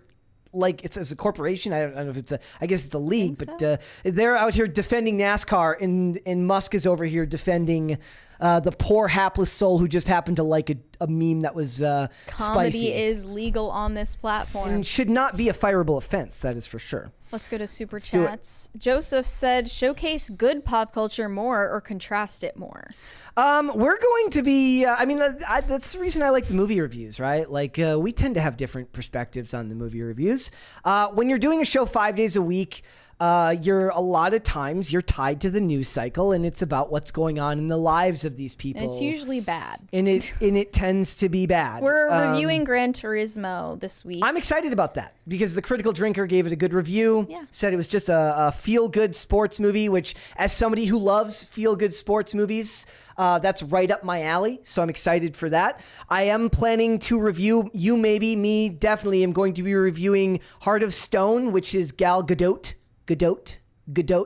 new movie that's coming out on Netflix on Friday. So if you want to review it, we can review it on Monday. Otherwise, I'll review it over the weekend if you don't end up watching it. But I'm excited to watch that because there's nothing I love more than a below average Netflix movie like The Mother. Still can't believe that you liked Gray Man. I went back and I'm still in awe of that. I was tacitly okay with Gray Man. I was tacitly okay with it. I didn't like Red Notice, the one with The Rock and Gal Gadot and Ryan Reynolds. Even I thought that one was unbelievably formulaic, and that was where it like sealed the deal that The Rock really is like has no chemistry with women ever. Like if you can't have Is chemistry. The Rock married? Yes, he is. Okay. He's got kids. I can't imagine him that way. Yeah, but like he's like, I was like, if you can't have chemistry with Gal Gadot, who's like literally like the most charming, warm individual on earth, like, and then Ryan Reynolds comes in and like has chemistry with her in the same movie, and you're like, really? You big jack buff dude can't even pull it off? The Rock only really works when he's pretending to be Hobbs from the Fast and the Furious or in those G.I. Joe movies. I like those G.I. Joe movies. Shane H. Wilder said, Brett, thank you for avoiding Sam Smith today. Oh, yeah, I already read Sorry about that, buddy. Well, we didn't. Oops. Corey Anderson said, Brett, did you ever tell HCB I said what's up? Did Crap, you? and I have seen her since then. Buddy, I'm going to have to try again tomorrow. I'm going to have to try. HCB sent me a message earlier. Apparently this guy, he shared this message where his dad wrote this really long review for Barbie in the family group chat. And she's like, that's going to be you when you get married and have kids. And I'm like, you think I'm going to be the one writing a positive Barbie review? No. She's like, no, not a Barbie review, but you're going to be the one writing really passionate reviews for movies. So I was like, I'm mansplaining. Your kids are going to be like, Dad's at it again. So it's dadsplaining. It's mansplaining to your wife and dadsplaining to your kids why a movie was great. Perturbed Alpaca said, dudes don't cheat for looks unless they've been baited by some Ariana Grande type. She said, how about it at the right time and he has no moral fiber? Likely, yeah. I still think even Slater's wife is more attractive than Ariana Grande. Controversial take, but I'm going to stand my ground on that one. Let's do one more and then we will move on. Grin said, day 4 of our MABGA, baby. Make American bullying great again. There you go. All All right, guys, let's move on, shall we? Let's talk about Hollywood's extreme obsession with narcissism and the ability to make you look at them doing the most basic of human interactions, which is like loving another person or taking care of yourself. They don't just want that to be part of their life. They want to be celebrated for doing that, which is, in my opinion, the height of narcissistic behavior. Would you agree? I agree. So Noah Schnapp, imagine my shock, of Stranger Things fame, has come out as gay. And he claims that his character in Stranger Things, Will Byers, also coming out as gay, is what led him to coming out to his family and his fan base in a TikTok video. And in this TikTok video, the caption says, "When I finally told my friends and family I was gay after being scared in the closet for 18 years, and all they said was, 'We know.'" We can watch it. Here we go. Yeah. You know what it never was? That serious. It was never that serious. Quite frankly, will never be that serious. Never. I suppose the logic is supposed to be that he talked himself into it. Like talked himself into I feel like not being a big deal. If it was never that serious, you wouldn't have needed to get an entire profile in Variety about the fact that you're gay. But that's just my opinion. This says, "It was, to borrow a phrase from Noah Schnapp's generation, instantly iconic. A watershed moment for LGBTQ visibility executed with perfect nonchalance." Naturally, Noah Schnapp's phone exploded with a stream of texts and calls pouring in after the video went up, but he didn't look at any of them. Like it really is like the idea that, you know where I think it started? Where I actually think it started? Okay. I think it started when people started to believe that people actually cared what you had for lunch. You know, people who post pictures of their food. Like, if you're narcissistic enough to believe that people give a crap what you ate for lunch, it's not hard to believe that people propped up by a media propaganda machine would believe that people actually care about who they stick their dong into. I think it's way worse when it's about your sexual orientation or your gender identity or something like that, because you're saying in one moment, like, I'm confident in who I am and I don't need anyone's approval to express myself and my sexuality, blah, blah, blah. But at the same time, you're obviously desperate for outside validation, which is why you publicized it that way in the first place. Yeah. He said, "I didn't want to sit there waiting nervously to see what people were going to say. I just wanted to put it away and be confident in who I am and know I didn't have to care what people think anymore. When I opened my phone at the end of the car ride, it was like 1,000 texts of hearts and congratulations and rainbow flags. I was crying. I was like, I made it. I'm done. And I don't have to worry anymore." You know like, if you actually didn't care what people thought of you, you would have just lived your life and been gay and, you know, dated other dudes. You know what else do gay people do? I don't know. I'm picturing the inverse of this story is everybody thinks he's gay, like they said, and he comes out as straight. And he would have needed to at that point, because after his character came out as gay, the speculation about his sexual orientation wouldn't stop. Like it essentially forced him. It was like a form of audience capture. Yeah. Where he was captive to his audience, that he had to come out as gay after his character did. Yep. And because they can't separate art from the artist. And look, thinking that like that like who you decide to sleep with should be labeled iconic, it shouldn't be seen as anything. It should just be who you are. It's about visibility, Brett. You need visibility. The actual take for this would be the actual low key take for this would be to just get a boyfriend and go out on dates and don't talk about it. Mm-hmm. Just like straight people do. That's how we get to acceptance, right? Is where people just go do it and don't treat these things as some grandiose thing to aspire to, because it's not. It's just who you're attracted to. That's fine. Go out on a date with a dude, and then when people make a big deal about it, say like, look, it is what it is, and then move on with your day. I think like but they want the adulation. By the time that they inserted Will Byers' sexuality, which is also very perverse, like this is a child character.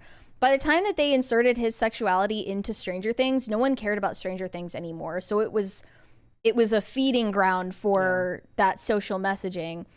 Like, they ruined what was in its first couple of seasons a very innocent kids show that was like, they had the nostalgia factor and the sci-fi plot line and the aesthetics that people liked.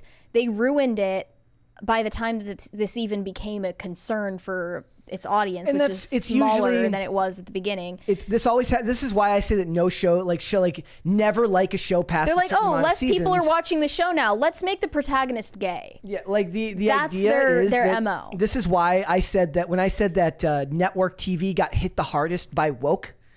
As much as I hate that term, by identity politics, because a lot of those shows have been on the air for 15, 16, 17 seasons. What's the easiest, quickest, fastest, and most socially acceptable way to shake things up on a show like that? Get people talking again. It's what the Yeah. CW did with all their characters. They're like, oh, look, Sarah Lance. She had a relationship with Oliver. She's been straight for years. Nobody seemed to mind or care. Here she comes in Legends of Tomorrow. She's suddenly gay. And people are like, I mean, it's possible. It's possible that she was closeted the whole time. And there's an easy out for that explanation-wise as a writer.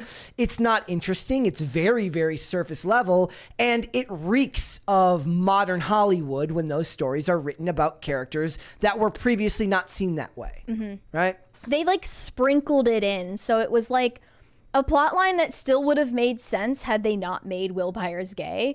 Like, they're growing up, their interests are changing. His best friend gets a girlfriend and he spends less time with the boys playing D&D, and he gets jealous of the amount of attention he's giving to his girlfriend. You know who else is getting jealous, Mary? Noah Schnapp's sister. He said she was ecstatic. She said that she would have hated the idea of me marrying another girl and having to compete with that girl for my attention. Now it'll be a guy. She was like, oh, he'll be my best friend. Very weird. And people are excusing this by saying, oh, it's his twin sister. It makes more sense that way. No, it's giving Island Boys. It's very sus. I don't like where this is going at all. And he also said about his character, once I did fully embrace that Will was gay, it was just an exponential speed toward accepting it for myself. I think if I never played that character, I probably would still be closeted. Like, why do you need to see yourself in the character. show that you are playing the protagonist in? Yeah. Like, that's literally the point of acting, is that you're not your character. Yeah, very weird. And after Noah Schnapp posted his coming out TikTok, he got all of the outside validation that he wanted, that he claims to not care about. There's two $20 super chats there. Okay, one is from the Ninja. He said, hey, everybody, started a new job. Mr. Brenton, the opposite of a big and tall is Babies R Us. Well, what about Baby Gap? What about Baby Gap? What was there was a petite store for women that went out of business, I guess, since women stopped being petite at a certain point in the 2000s. I like the idea that it was gobbled up and bought by Lane Bryant. I think it was called Petite Sophisticate. I like the idea that my mom shopped there. That Lane Bryant bought it because of its expanding market share, if you will. And then Mikey said, your poll needs a third option for if I never heard of them before this. No, I won't ever separate the art from the artist. LOL. Okay. Well, you know what? Let's end the poll since we're doing that there. I asked everybody, can they separate the art from the artist? And it looks like 65% say yes, they judge the art separately. I mean, that's fair. That's what we have to do. Since these people are so obnoxious, as you can tell. Yeah, it's one of the downsides of this job is you look at this stuff and you're like, wow. Like I said, like the first thing I saw the other day is like what I remembered is like I love the actor Kirk Acevedo, and he was the first person to criticize Jim Caviezel. When back in the day when Jim Caviezel started speaking out more, and then he of course dunked on Stephen Amell during the writer's strike. Like this dude has no loyalty. Not an ounce of it. Snake. But he's a good actor, and I like his work. I liked him in Fringe. I liked him in everything he's done. You can safely assume anybody in any show or movie you like is probably a bad person, and you don't have to really spend your time caring about that. It doesn't matter. Another thing Noah Schnapp said is, in the end, I decided that if I was only out to my close circle, I would still feel like I'm hiding something. The only way to truly feel myself is to tell everyone, meaning tell social media so that you can get more publicity and it's good for your career. And that Funny will never how go the other your way. interests converge that way. And then Matt Duffer, one of the showrunners for Stranger Things, said, I love how he did it, which was like not making a big deal out of it. It was a powerful statement, but the simplicity of it, that is so Noah. We're really proud of him. How is this not making a big deal out of it? Simplistic because it was an 8-second video and not a 10-minute explanation. It's still a grandiose gesture to the whole world about something that shouldn't really matter. Getting on the cover of a magazine because you're gay is the definition of making a big deal out of your sexual orientation. I'm sorry to tell you. Yep.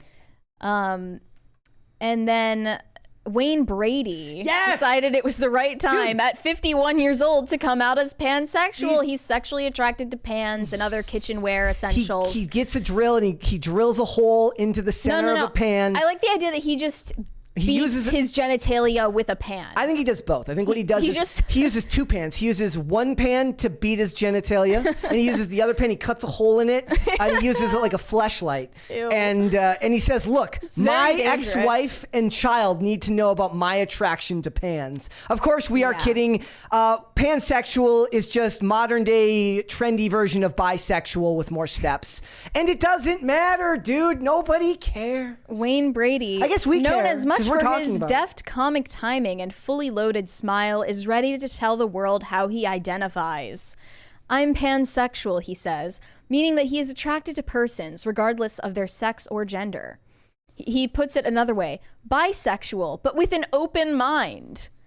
And 51 years old with kids and an ex-wife is definitely the right time to come out. It's just the new version of having a midlife crisis. It's the fashionable way to have a midlife crisis. You don't need to buy a McLaren. He's like, dude, I've got all the McLarens I need. Do I have a pan to have sex with? That's the real question. No, I do not. So now somebody needs to make a fleshlight shaped like a pan now. Just there's a market to be filled, I guarantee you. His ex-wife. Jeff Gann is right. When we say nobody cares about this stuff, he's not wrong when they say like you're talking about it. So yes, we're making it a factor of public interest, but This is our job. But at the end of the day, like I would prefer if everybody just went out and like if you're pansexual and you want to go out on a date with a guy this week Or and a with a girl this pan? week, or a pan this week, if you want to take a pan out, like you put like you put the pan in like on top of a broom. And if you want to put the have a broom- candlelit dinner with a pan or whatever, And then- keep it to yourself. But like, I guess this is all part of the fact that social media has made people's personal lives a form of currency in a way that it's no longer just something you, part of your free time. If you're a celebrity and you're somebody in the public eye, it's a monetizable aspect of who you are. For the male celebrities, it also comes off as such an effeminate trait to like want attention that badly. Like you're a 51-year-old man and a father. Should you not have different priorities in life by this point, like your kids? And apparently his ex-wife was the first one that he came out to. She said, I just said great, as I knew coming out would help him be happier. And they showed this picture of him posing with his daughter, his ex-wife, and his ex-wife's boyfriend. The happy family. It's literally my wife's boyfriend and me. And This is a functional family unit in 2023. well, I mean, there's a big social media thing. Like a lot of influencers who talk about co-parenting, like blended families. There are like a whole influencer accounts that are designed to like women who are like now friends, even because like one was like used to be married to the guy and had the kid, and now he's got a So stepmom, and she's weird. friends with the stepmom and stuff like that. Like, I'd prefer you guys just didn't talk. He says, in doing my research, both with myself and just with the world, I couldn't say if I was bisexual because I had to really see what that was, especially because I really have not given a chance to act on anything. So I came out as pansexual because, and I know that I'm completely messing up the dictionary meaning. To me, pan means being able to be attracted to anyone who identifies as gay, straight, bi, transsexual, or non-binary. Being able to be attracted across the board. You might want to get investigated because anyone who's non-binary is way below the age range you should be dating. Maybe the real travesty for people these days is like regular people. Like this is something exclusively for the rich and famous because normal people don't get to. I don't know. I think there are a lot of poor college students coming out as pansexual. Yeah, but they don't get the articles written about them. True. They don't get the media exposure. This is also like the power play that comes with coming out as trans when you're having a midlife crisis as a man. I think that's why Caitlyn Jenner came out, is because in that family, you're not really allowed to be a man. And as a man, he was never given the same attention as the women in the Kardashian clan. There's a $20 one there from Rick Bungle. He said, I had no idea Will from Stranger Things had a preference for other men. Well, that's the whole plot of the season 4, that could be sarcasm. thing. Like, basically, he has unrequited love for his best friend, Mike. Here's the thing. And that's what they turned the plot of this sci-fi show into. For regular people in the real world, these announcements are either unimportant or actually, I guess, depending on what your family's like, could be a risk, right? Where you have to worry about what your family thinks. That's still a possibility, right? For a celebrity, this is not that. It is a power play, and it is a way to build social credit off the backs of something that average everyday people just don't take the time to think about. Like, the average everyday person is not the people watching this podcast. These are people that either enjoy our opinions on things or do care about what's going on in pop culture. But the average everyday person hears that Wayne Brady is pansexual, and they say, what does pansexual mean? And then they say, oh, okay. Yeah. They don't care. And just like the average person these days doesn't care if they're... Here's my take. If you can remember 9/11, you are not allowed to identify as non-binary or pansexual or any of this other shit. Simple as. If you remember 9/11, you cannot be a they, them. Period. That's the rules. But Wayne Brady he wants everyone to know that he is attracted to penises and vaginas and neo-vaginas and hermaphroditic other genitalia that cannot be categorized, and we all need to know him and support him and celebrate him for it. End of story. And the reason why I thought this was relatively important is because I read this thing from Kim Kardashian yesterday that said, it was a quote of hers from today. It says, I've chosen myself. I think it's okay to choose you. There is a huge push in propaganda in Hollywood, and I do mean an epidemic of Hollywood propaganda that's all about choosing your own happiness over others. It's all about you being happy for yourself, being happy in your own skin. They never talk anymore about sacrificing for others or loved ones. It's all about self-love. As a parent, especially as a mom, you have forfeited your privilege to prioritize yourself first before others. Yep. That the point of being a parent is self-sacrifice for the sake of other people. There's a quote, but that's like flying in the face of it. She said, for so long, I did what made other people happy. And I think in the last 2 years, I decided I'm going to make myself happy. And that feels really good.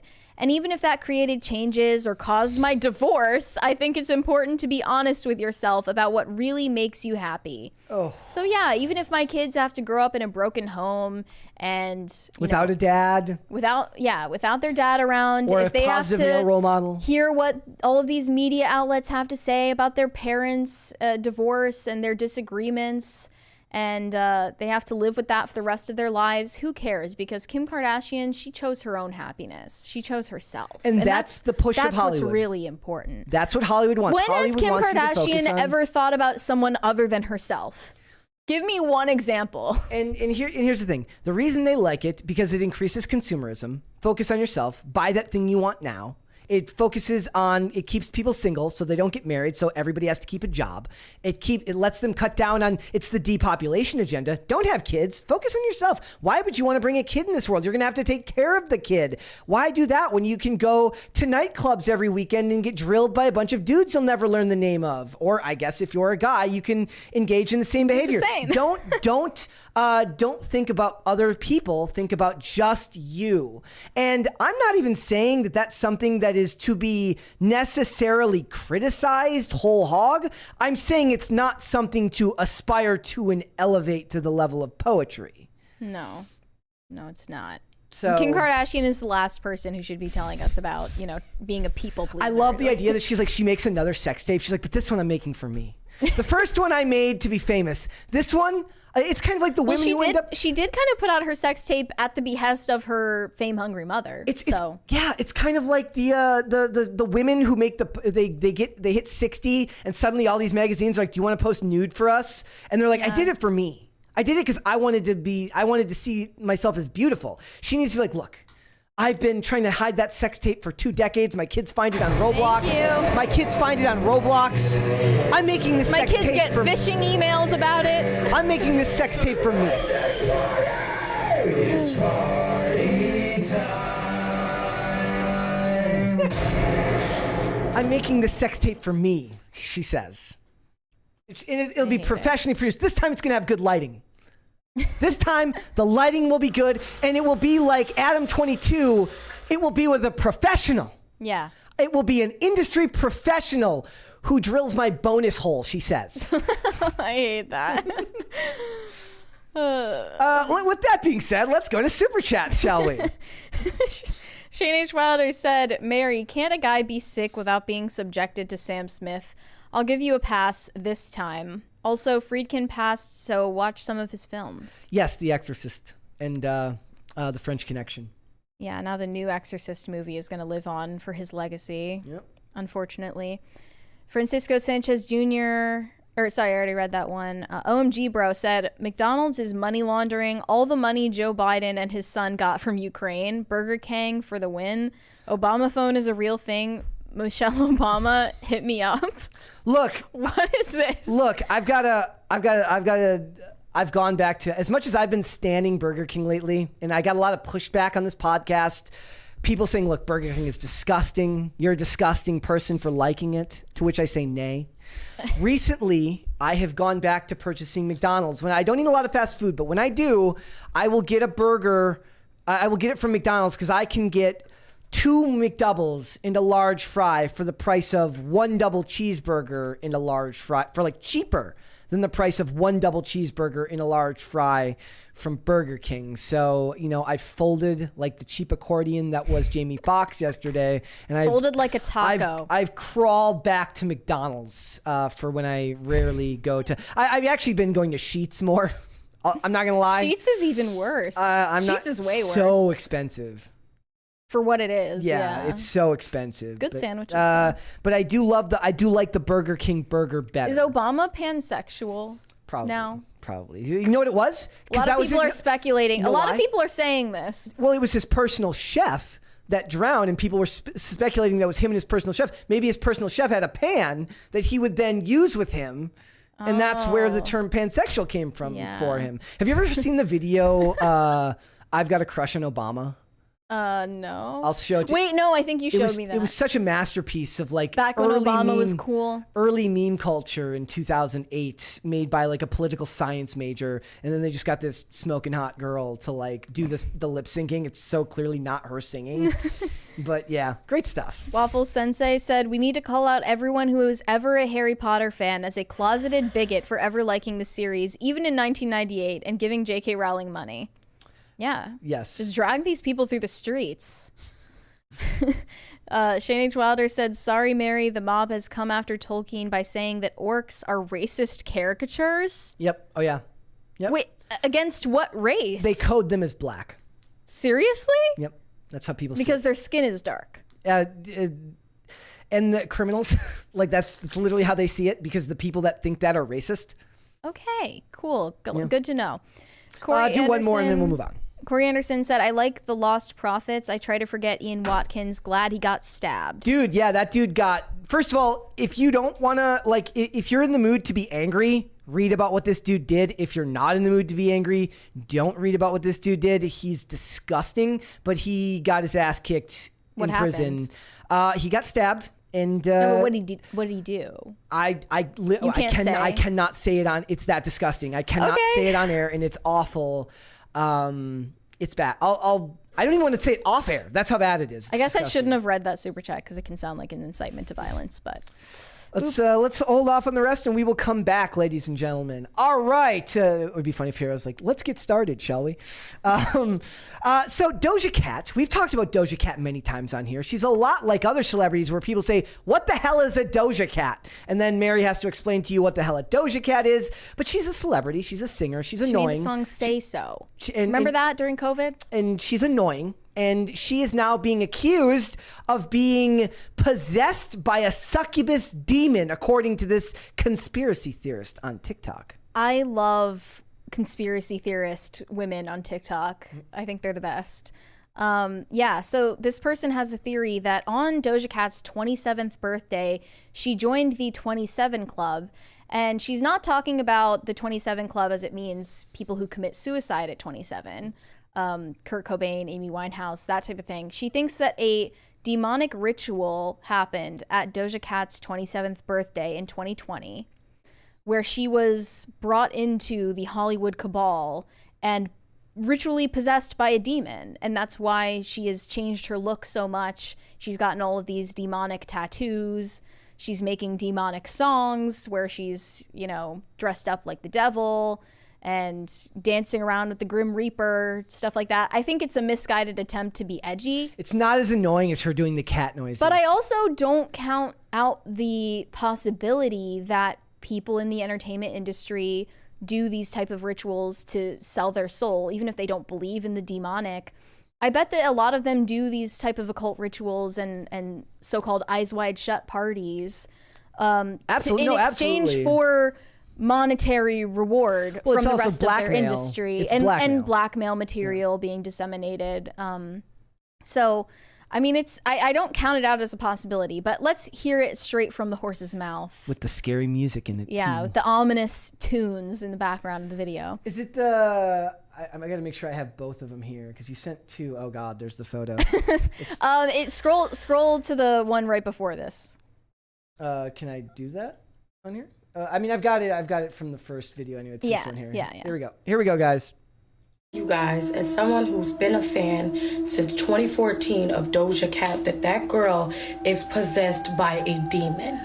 And I'm not talking about like the Hollywood transition, Britney Spears type of shit. I'm talking about a succubus, a real demon. I honestly think that at her birthday party, October 24th of 2020, that theme, that masquerade theme, I don't know what happened inside of her 27th birthday party, but she was marked and she was possessed, and that is why we are seeing the Doja Cat we see now. So Doja's career kicked off in 2014. Like, this is the Doja that I know. This is the Doja that I know. When she came out with that song, Move, Move, Move. Bitch, I'm a cat. That's the bitch that I know. And even as she continued to release these albums and go up in fame, Doja did not change. Like, she was still her. Regardless of the little goofy ass shit she said, she still remained true to herself. She came out with like 3 albums, a song with Nicki Minaj, and she was like trending on TikTok really big. And even then, she wasn't doing all this crazy shit that she's doing now. That's why I say that at her 27th birthday party, they did something to her and something literally jumped into her body and possessed the fuck out of her. I hate it when that happens. She had her 27th birthday party in LA and it was a masquerade theme. That is what she wore, and literally all of Hollywood was there for it. Even celebs like Winnie Harlow, and I don't even know who that is, but I know he's a high-end celebrity. I can't remember his name. He's so important, I don't know who he is. The whole theme changed into like Illuminati gala. And this party was in 2022, October. You guys, right after that party, she started doing some really crazy shit. So like Maybe the next time I saw Doja after like her crazy success, after her birthday party, the bitch was on live cutting her hair off. And it wasn't like a Britney moment. It was so sinister. Like, everyone watching it was trying to figure out what the fuck was going on. But again, it wasn't the first time someone in Hollywood would completely lose their shit, so we just let it go. And then after that, I just started noticing that she lost a lot of weight. Doja Cat was always this thick, juicy baddie, okay? And I mean thicker than cold peanut butter. Like, she was a girl's girl. Like, You heard her here first, ladies and gentlemen. To be a girl's girl is to be... If you lose weight, you're possessed by a demon. You're possessed by a demon. Doja, I know. Then she all of a sudden pops up looking like this. Like, I was already skeptical because, like, I've seen the documentaries. People who are possessed, they literally have, like, rapid weight loss. And I'm not fucking stupid. I know that sometimes people just change, but this shit was, like, overnight. Like, it was weird. It was Ozempic. Here's the problem. She's making a very, very false, like faulty initial assumption, which is that she knows her at all anyways. Well, I think that the evidence she's bringing up, like the weight loss, shaving her head, all of that can be written off as celebrities being crazy. That stuff happens all the time. Cocaine. But there's other stuff that I think genuinely would point in that direction. She does have demonic tattoos. I actually looked into this before the show. So one of them is a dagger driven through an eyeball on her hand. She has a cow skull on one of her wrists. She has a half human, half bat skeleton with extended wings all over her back. She said that the meaning of this is that bats often represent death in the sense of letting go of the old and bringing in the new. And below that is a spider hanging off of the spine. And she has a phrase from Gretel and Hansel on her bicep that reads, "Children, please beware of gifts, beware of those that offer them, and beware of those who are only too happy to take them." And lastly, she has illustrations of deformed animals on her arms. One of them is a donkey with scales on its limbs, human breasts, an elephant stump and a human hand, and bird claws and a cow hoof for feet. And another illustration on her arm is of the devil holding a pitchfork. How original. Again, it could be just a misguided attempt at seeming edgy and stuff. And she did get a lot of pushback on this. One person commented under her tattoo of the Baphomet saying, "Not a fan anymore. I used to love you, but you clearly sold your soul to the devil, unfollowed." And she said, "Whatever helps you sleep at night."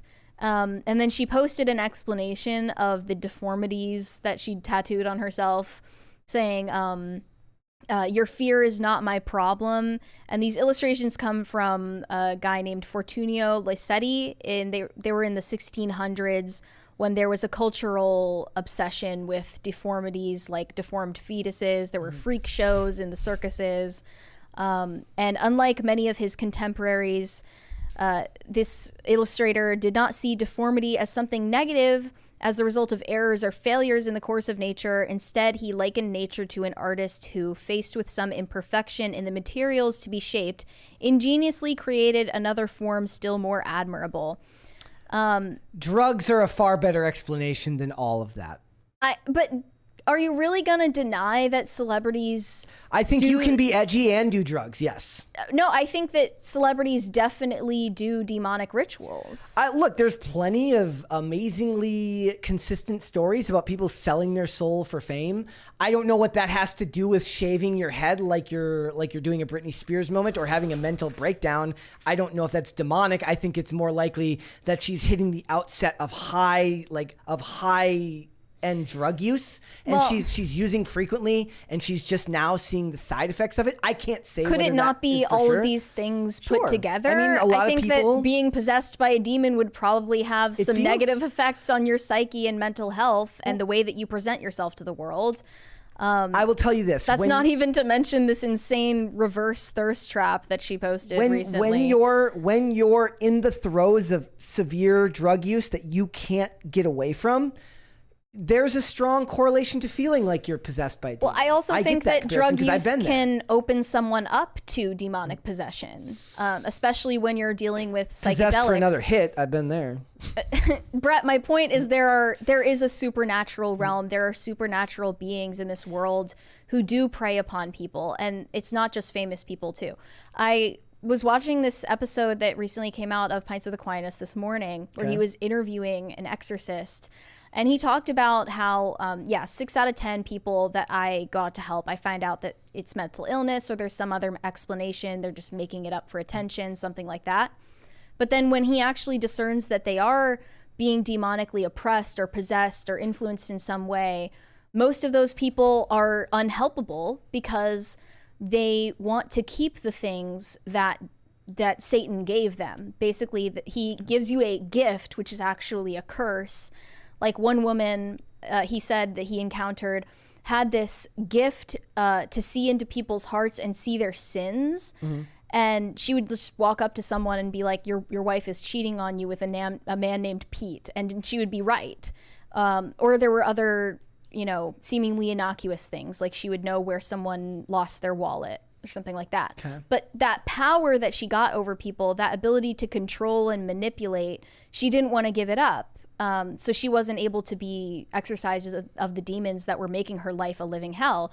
And I'm sure that being demonically oppressed or possessed or living in an infested home would negatively affect someone's mental health. That doesn't mean that the demonic isn't at influence there. That doesn't mean the demons aren't at play necessarily. It could be multiple factors at once. So I don't know about Doja Cat in particular, but I think we can all safely guess that there are a lot of celebrities in vogue right now who did demonic rituals, selling their souls to Satan. Whether or not they believe Satan is even real, I believe that they do this as a trade-off for monetary success. Well, if this and they're not willing to give that up in exchange for having their soul back. If this right here is the price for from the devil for monetary success, I want none of it. I want none of it. And I will tell you this. Brett said he was retching when he saw this. I retched a little bit. I almost threw up breakfast. Very rudely compared her breasts to hacky sacks. No, to cornhole, like to the things you throw in a game of cornhole. Oh yeah. Like, but yeah, look, you could be right. I guess as somebody who's just been through something that what many people who do take perhaps a more supernatural approach to it would see as being possessed, and a lot of people make that corollary where they see somebody who's severely addicted to drugs as, akin to being possessed by a demon. It's a power that you can't always see or control. Sure, you can see the drugs, but you can't, once you take them, you can't see the evil that's going on in your body. You can only feel it and experience it. So I tend to take a more pragmatic approach to something like this. I look at somebody who is, first of all, we're talking COVID. We're talking, so everyone's stuck in their homes. We're talking about celebrities who are naturally extremely narcissistic and dependent on public approval. And I see the pull that people in that realm, and we know that celebrities are famously very, very drawn to drugs to dull out the side effects of fame. I see all that, and I'm not accusing her of something. That would be rude, but I see this as something where the more likely explanation to me is either that or somebody who's suffering an extreme reaction to fame that she never believed she would, like, that she never imagined coming from the fame that she didn't know she was going to have, right? So she's reacting negatively to the public pressure and the influence. And is that demonic? But any I don't see exorcist will tell you that they search for these naturalistic explanations before they ever go ahead and assume that someone is possessed or oppressed by demons. Like, they also think of all of these explanations that you're listing right now.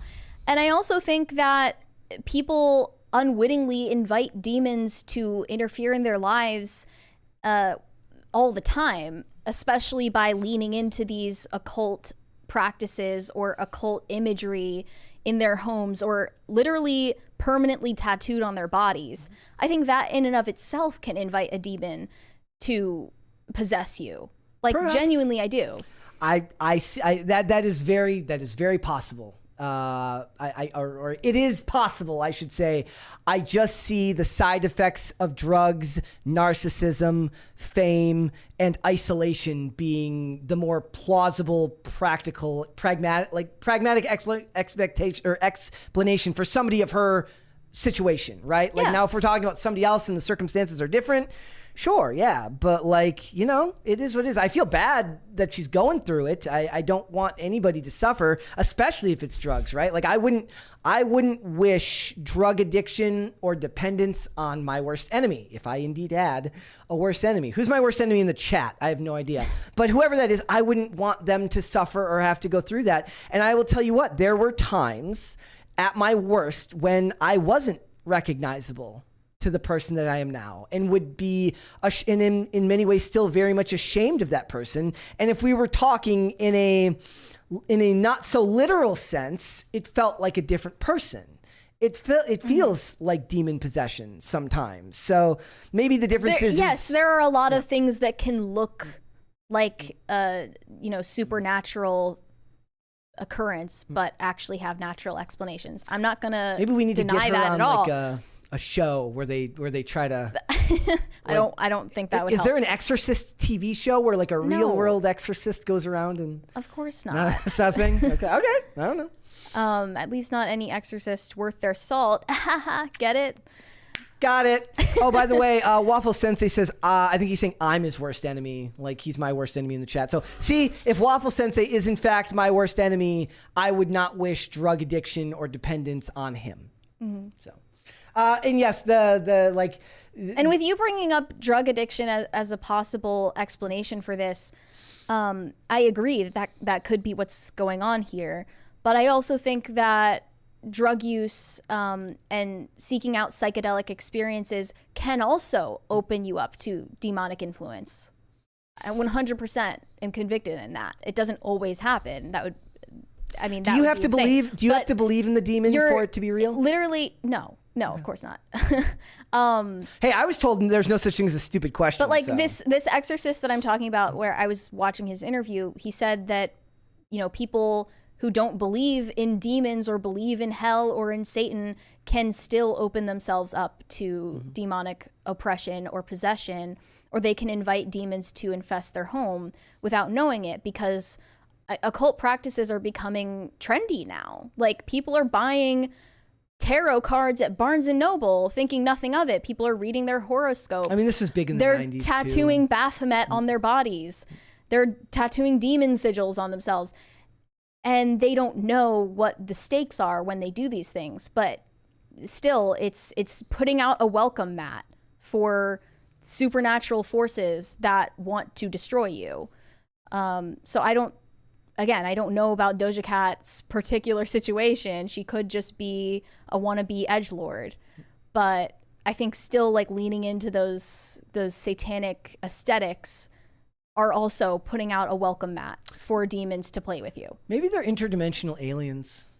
I think that interdimensional aliens are demons. Maybe. I think aliens are time traveling demons. Has this woman been to Bohemian Grove? I need to know. Probably. I need to know.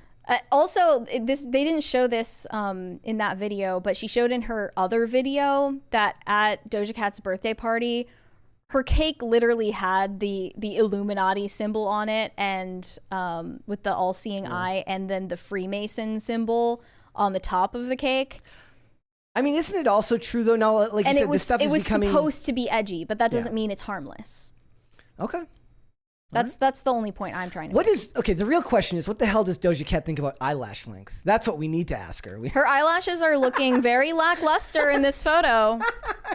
She needs some mascara. I'm not putting anyone through that photo again. I'm not doing it. Okay. I'm too good of a person to do that. Let's go to Superchats. Let's go to super. Now that we've gotten through all of the supernatural of it all, let's go to Superchats. Rockstar Podcast said love and support. Thank you. Thank you. Corey Anderson said, I like Lost Prophets. I try to forget Ian Watkins. Oh, I guess that other super chat you sent got censored. Ooh. Shane H. Wilder said, Tate's fortune was built by not buying shirts. So that's how he amassed his wealth. Every time he's like, look at that shirt. And then he what he does is he subconsciously he takes his wallet out, he puts it out, and then he puts it back. And that's how he subconsciously makes himself feel wealthier every day. He's like, here's the money I could have spent. Boom, puts it right back in his pocket. Hiroshima Otaru said, if they're dumb enough to apologize, then F them. True. They shouldn't apologize. It never works. Joseph said, my heart really goes out for these folks. I don't know who he's talking about in particular. I don't know what we were talking about when that was sent, but... my heart goes out to them too, whoever you're talking about. Hiroshima Otaru says, sound like he came out to hide weird cis closeness. Yeah, he's on some Cody Bedrow shit there. There was a message that says, why would his sister say that, and why would he repeat it? Yeah. More importantly, why would he put that out there in an interview? Yep. Disco Jensen said, I don't know what's happening anymore, but I'm happy to be here. Same. Well, my friend, we are happy that you're here. Shane H. Wilder said, so Wayne Brady touched a pan after cooking and realized it was hot? I'm sorry, I'll get my coat and see myself out. He was. He thinks pans are hot. He's very into pans. They're Disco sexy. Jensen sent $10 without a message. Thank you. Fear Me It's Bree said, when my mom was a teen, she worked at Burger King and a bunch of guys tried to pull her through the drive-thru window and her coworker saved her. What? That would have been the most terrifying. Like, that doesn't end well. That ends. I'm sorry, but that is an episode of Criminal Minds. What a bizarre way to abduct someone. Time that is an episode of Criminal Minds, and it doesn't end well. Jeez, we're glad she's okay. Joseph said the F. The F? To what? To Doja Cat? Rick Bungle said Big Mike knows the real truth. Oh boy. What about when Big Mike runs for president, huh? Corey Anderson said Ian Watkins attempted to beep a beep. Yup. Thanks for letting me know. It is That's not disgusting. it's not a good read. Just stay away from it. Rick Bungle said the same thing. Only again. Big Mike knows the truth. Yeah. I guess he was just really convicted in that. Tom Bombadurp said, always tip your exorcist or he'll be repossessed. Wait, so does the exorcist get residuals every time you're not repossessed? Like, Is there going to be an exorcist strike? Are the exorcists going to unionize against their bishops? the demon is literally about to enter your body and it just hits a wall, and then like your exorcist gets like a bank account increase right there. Like he gets a Venmo. We do sent to not him. want exorcists to strike in this day and age. We're gonna have to Things are getting more and more demonic. Shane H. Wilder said, Mary, the exorcist you were referring to is Father Carlos Martins. I had the pleasure of meeting him when he was giving a talk on relics and got to spend time with the 150 relics that he travels with. Is it true? Is it true that the Vatican has like a CSI unit that travels around debunking fake miracles? I heard that somewhere. I mean, I don't know if you would call it a CSI unit, but like every time that a miracle needs to be investigated, they do the same thing that they do with possible exorcism. It's that they investigate the natural explanations first. So probably something similar to that. Has that been made into a Hollywood TV show? I can't believe that If hasn't they been made did, they into would a fuck Hollywood- it up. So I hope they don't. Waffle Sensei said, I think when you are in your weakest time, addled with drug addiction, loss of self-actuation, and stability, that you become most ripe for possession. Well, I would like to I thank agree. whoever the exorcist was working on my behalf that kept that from happening to me, because I was Gotta thank the graces of your baptism, Brett. yes, I was very much that bad at one point, and very easily could have fallen into that if that was to happen. Tom Bombadurp said, I was possessed by a demon, not a bad guy once you get to know him. He just wanted to eat Doritos and play Baldur's Gate, so I let him stay. Oh, okay. Well, he's hung out with him. You know, just invite him into your home, I guess. Great. Be a good host. All right, guys. Before we go, would you hit the like button on this video, please? Because we're still at 685 We people need watching. more likes. We need more likes. No one likes us. Look, if all these other people can get all this validation for talking about who they sleep with, then can't you like our video? For talking about them? For talking about them? Seriously. So hit the like button on this video. Subscribe to this channel if you haven't subscribed to it already. Share these videos and live streams with your friends. Get everybody in on the action. Mary, where can they find you? You can send me validation on Instagram at Mary Archived, or you can send me hate on Twitter or X, whatever you want to call it. That is also Mary Archived. Perfect. If you want to follow me, guys, you can follow me on Instagram and Twitter, X, whatever the hell it is, at Brett Dasovic. On both of those platforms, this podcast is here Monday through Friday, 3 p.m. Eastern Standard Time. That is noon Pacific. And if you would like to listen to the audio version of this podcast, we are on Amazon Music, Apple Podcasts, Pandora, and Spotify. And if you'd like to follow the show on social media, we're on Twitter at popculture_show, Facebook and TikTok at popculturecrisis, and on Instagram at popculturecrisispod. We'll be back with another episode tomorrow. We'll see you then, guys. Bye. Later.